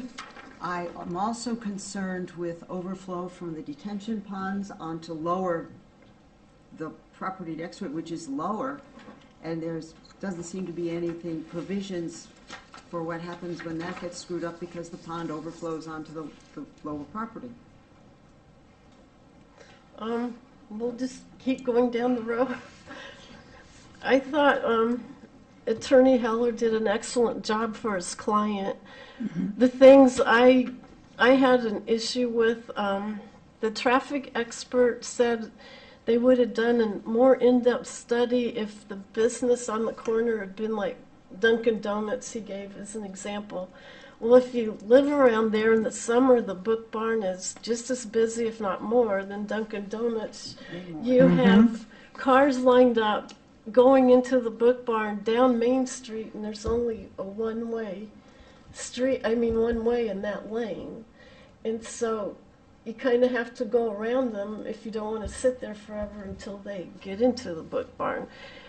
So I kind of wish they would have done a more in-depth study in the summertime when the Book Barn is at its peak. I was concerned that the first time around the traffic guy did miss some accidents. It was stated on Park Place that there's only parking on one side of the street, but there aren't any no parking signs on the other. So if you do live there in the summer, you do know cars are parked on both sides. There's kids jumping out of cars, there's strollers, it's just, and then you have 3 or 4 entrances into the parking lot across the street where the liquor store and the taco place, I mean, it's just a cluster of traffic and kids and people. I know it was mentioned that there was a report done in Boston that says it doesn't devalue any homes or property next to maybe a big affordable housing. But to me, like, Boston's an urban setting that's used to a mishmash of different living situations, and we're definitely not Boston. There were so many people that live there that can attest to what a conglomeration that corner is. It's hard for me to vote for it after you've heard so many people living there. Although I know what the law is, but I think, just as you said, common sense. If you live here, why would you want to do that to the town to make it so much harder at that intersection? Well, it's a safety issue. Yeah, it's just, I know the people that were in one accident there, and it is hard with all the stuff going on that corner. I think by the testimony of the residents that came out, I think they proved, without a doubt in my mind, that it is not safe walking and Yeah, driving. I took their word for it. Yeah, I did too. They came out and they were very passionate about it. So I'm going to reiterate the same things. I mean, the resident came and he pointed out that there were discrepancies in the crash histories and the public records, and the counts were taken on a Tuesday and not on a weekend when we have peak traffic, especially in the summer. And because the project depends on a left turn access here, that creates another safety issue in my mind, and I feel like when you put that all together, that's incomplete and missing data. And based on the record, I can't conclude that traffic safety, emergency access during congestion, or pedestrian safety along Route 156 are adequately addressed. I agree, although I do think our town is in need of affordable housing. I think that the place that you want to put the affordable housing is not the place to put it, because it is a grave safety hazard taking a left turn out of Park Place. In addition to the parking lot to the right of the road, it needs to be much better marked. There's cars that park on both sides of the street. I have frequented Park Place just to see for myself, coming in and out. And actually today was the last time that I went. I went to go right before this meeting. And I took a deep breath before I took a left out of Park Place, because I actually disagree with what the study said on how there was, I believe it said 500 feet that you could see coming from the left, and I don't think the study took into account the curve around the book barn or the grade of the road. And I think it's dangerous the way it is, and to add 60 units to there would really make a negative impact and a safety impact. Well, I think we're ready for a motion, unless you have more discussion. Do we have to read this whole? Yes? Okie dokie. Let's do it. I move to deny the application of Parker Place LLC pursuant to the General Statutes 830G for a zone change, site plan, and coastal management review for a multifamily affordable residential housing development on property located on the westerly side of Park Place, East Lyme, Connecticut, more specifically designated as an Assessor's Map 11.1, Lot Number 11. Reasons: A, proposed zone changes to the applicant's property.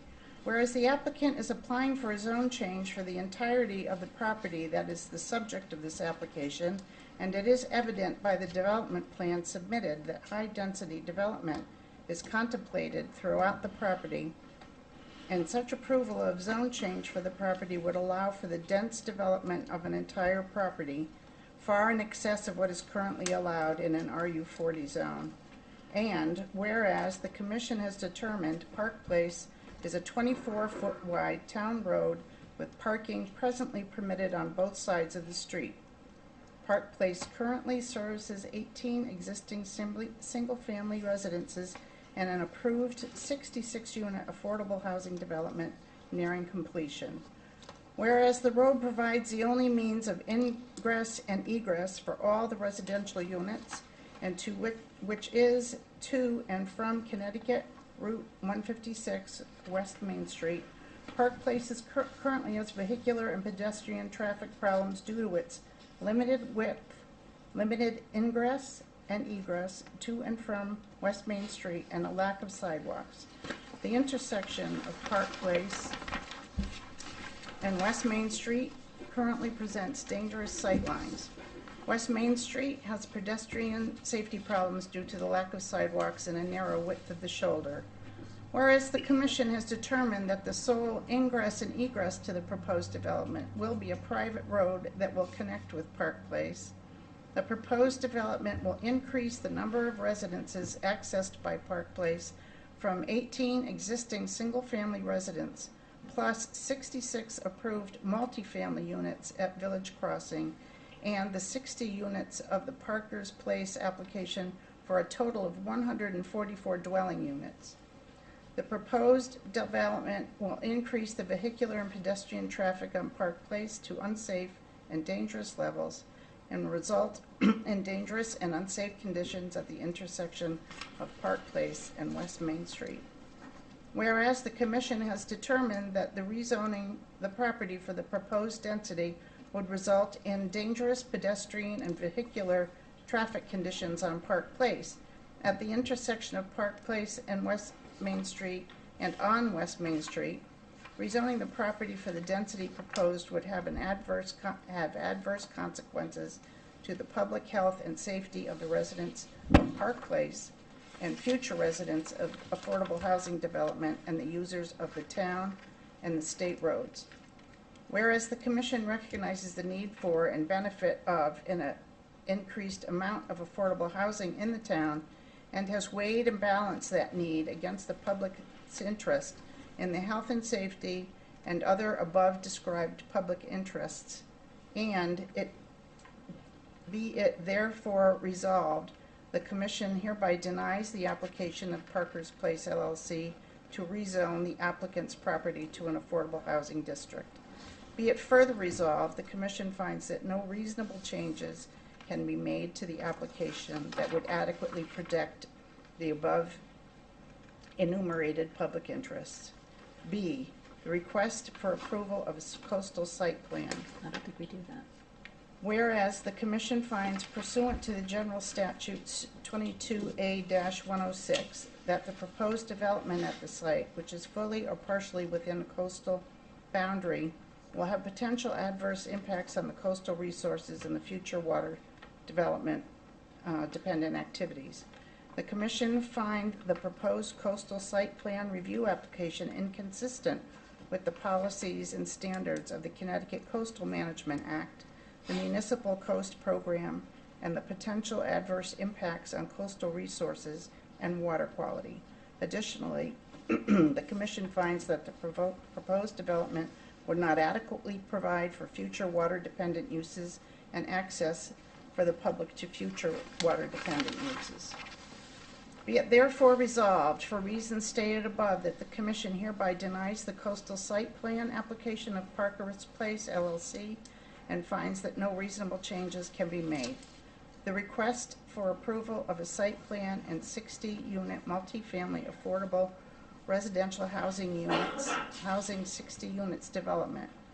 Whereas the commission has resolved to deny the application for a zone change and coastal area management review, see sections A and B above, and whereas the commission recognizes that an affordable housing application needs to be in strict compliance with the existing zoning regulations, see Wisanowski v. Berlin Planning Commission, 37 Connecticut Act 303, 1995. And whereas the commission concludes that for all of the reasons enumerated in A and B above, that weighed against the approval of the zone change and the coastal area management site plan, including but not limited to safe pedestrian and vehicular access and density. Whereas the Commission recognizes the need for and the benefit of an increased amount of affordable housing in the town, and has weighed and balanced that need against the public's interest in the health and safety and other above described public interests, and be it therefore resolved that the Commission hereby denies the application of Parker Place LLC for an affordable housing development site plan, and be it further resolved that the Commission finds that no reasonable changes can be made to the application that would adequately protect the above enumerated public interests. Got a We second? have a motion. Is there a second? Second. All those in favor say aye. Aye. Opposed? Abstain? The motion to deny passed, 600. We will move on with approval of the minutes, and Mr. Peck can come back. Thank you. I make a motion that we approve the minutes of March 5th, 2026 regular meeting. I second. All those in favor say aye. Aye. Opposed? Abstain? The minutes are approved. We do not have any old business, but we do have a short-term rental subcommittee report. Yes. Tonight that I'm hoping that with this information that goes forward, that we can, we're prepared to vote on just the framework for just to let it proceed to a public hearing. It should be the last public hearing. There has been several public hearings on this with a high attendance, so I think it's really important. So the purpose of this would, to recommend a basic land use framework for the short-term rentals, protects the character and quality of life in residential neighborhoods, recognize the short-term rentals as businesses that need oversight. These are just some of the questions that will be answered and talked about at the public hearing should this commission tonight decide to let that public hearing go forward. Provides a clear enforceable pathway for property owners who want to operate short-term rentals. Location of the short-term rentals, there's just a whole bunch of ideas about there that we had the survey. We've had an unbelievable amount of information that was given to this commission, and I think we owe it to the public to bring it forward to them because it affects everybody's communities. And so that's what we're hoping that we can do tonight. A few of the other things that we talked about: should short-term rentals be permitted in residential zones? How are we going to register the properties for the short-term rentals? Talk about the fee of the short-term rentals. How is that going to affect, the zoning enforcement that they'll have to do? Other things we talked about was no grandfathering. There's a lot of intricate parts of short-term rental for our town. So I would like to make a motion. I don't see how we can have a hearing when we don't have a written text amendment. Just for a public hearing? Yeah, We need an exact text amendment to vote on because it doesn't say specifics. Just for the hearing? Yes. because it isn't, we're amending regulations in the zoning regulations. I think we need the exact wording.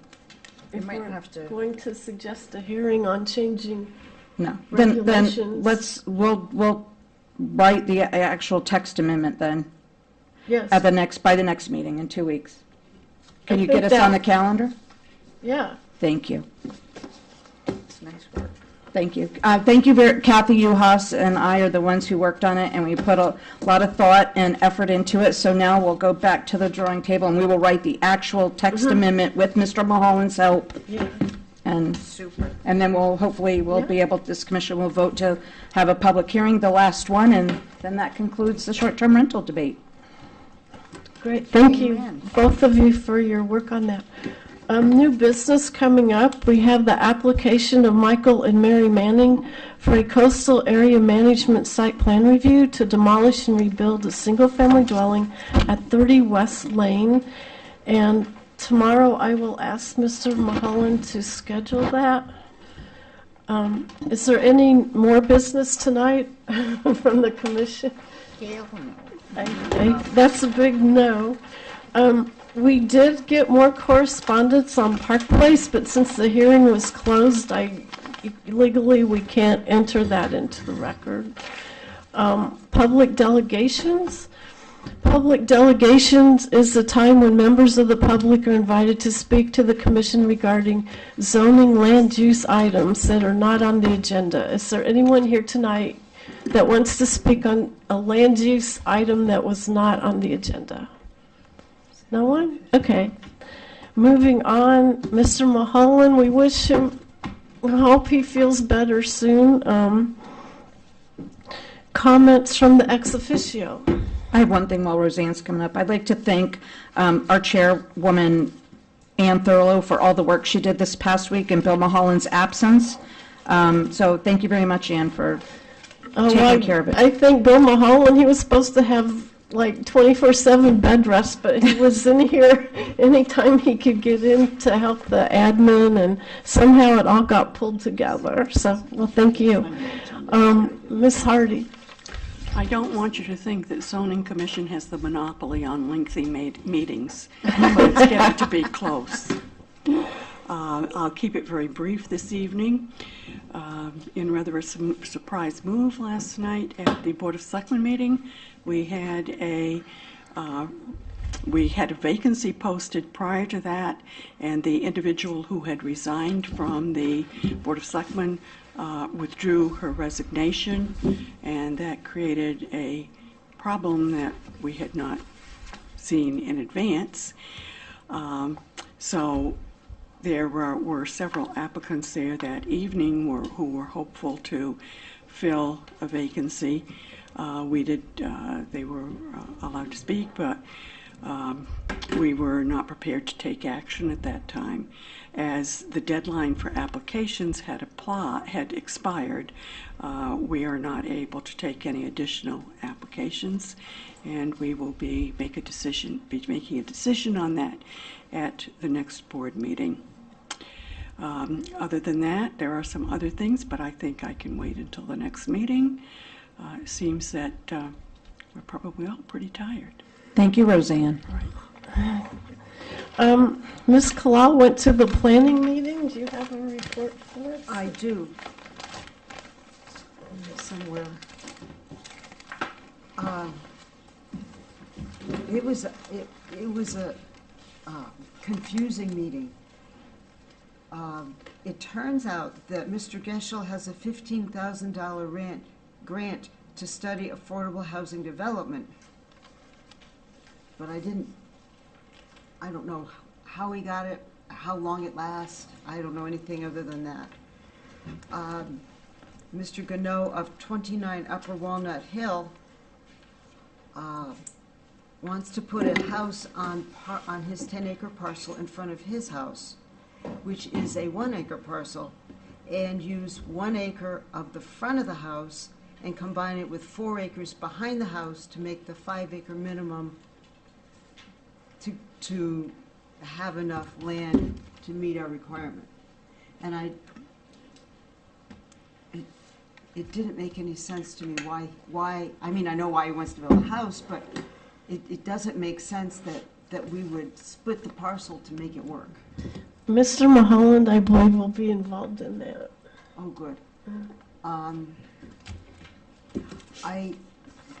I don't believe that the Planning Commission understands how important the 5-acre zoning is in terms of preserving water and water quality for the lower portions of town, mostly Niantic.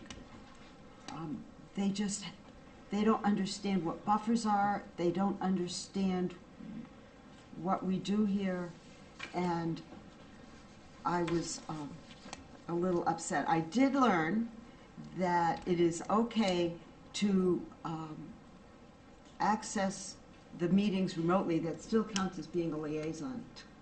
Okay, we'll remember that. Yeah. I thought That's under FOIA. That was brilliant, I thought. Except I get to visit my kid when I come to planning. There was a lot of discussion about the Hathaway parcel and open space and how it connects to the Heritage Road parcel, which is a 30-year-old subdivision. and I didn't understand any of what they were talking about, I have to be honest. I was very shocked to hear that the applicants had an architectural study done of a King's Grant parcel and said it was of no architectural value. This is a 400-plus-year-old, one family on one parcel. How can it be of no value? I just, that floors me. You may have to talk to Mr. Geisel in private. Okay. To understand. And we all want to go home, so, but that's essentially it. Okay. Well, hopefully Mr. Liskell will remember he's going April 14th to the next planning meeting. I don't have any comments tonight, except thank you everyone for staying till 10 o'clock.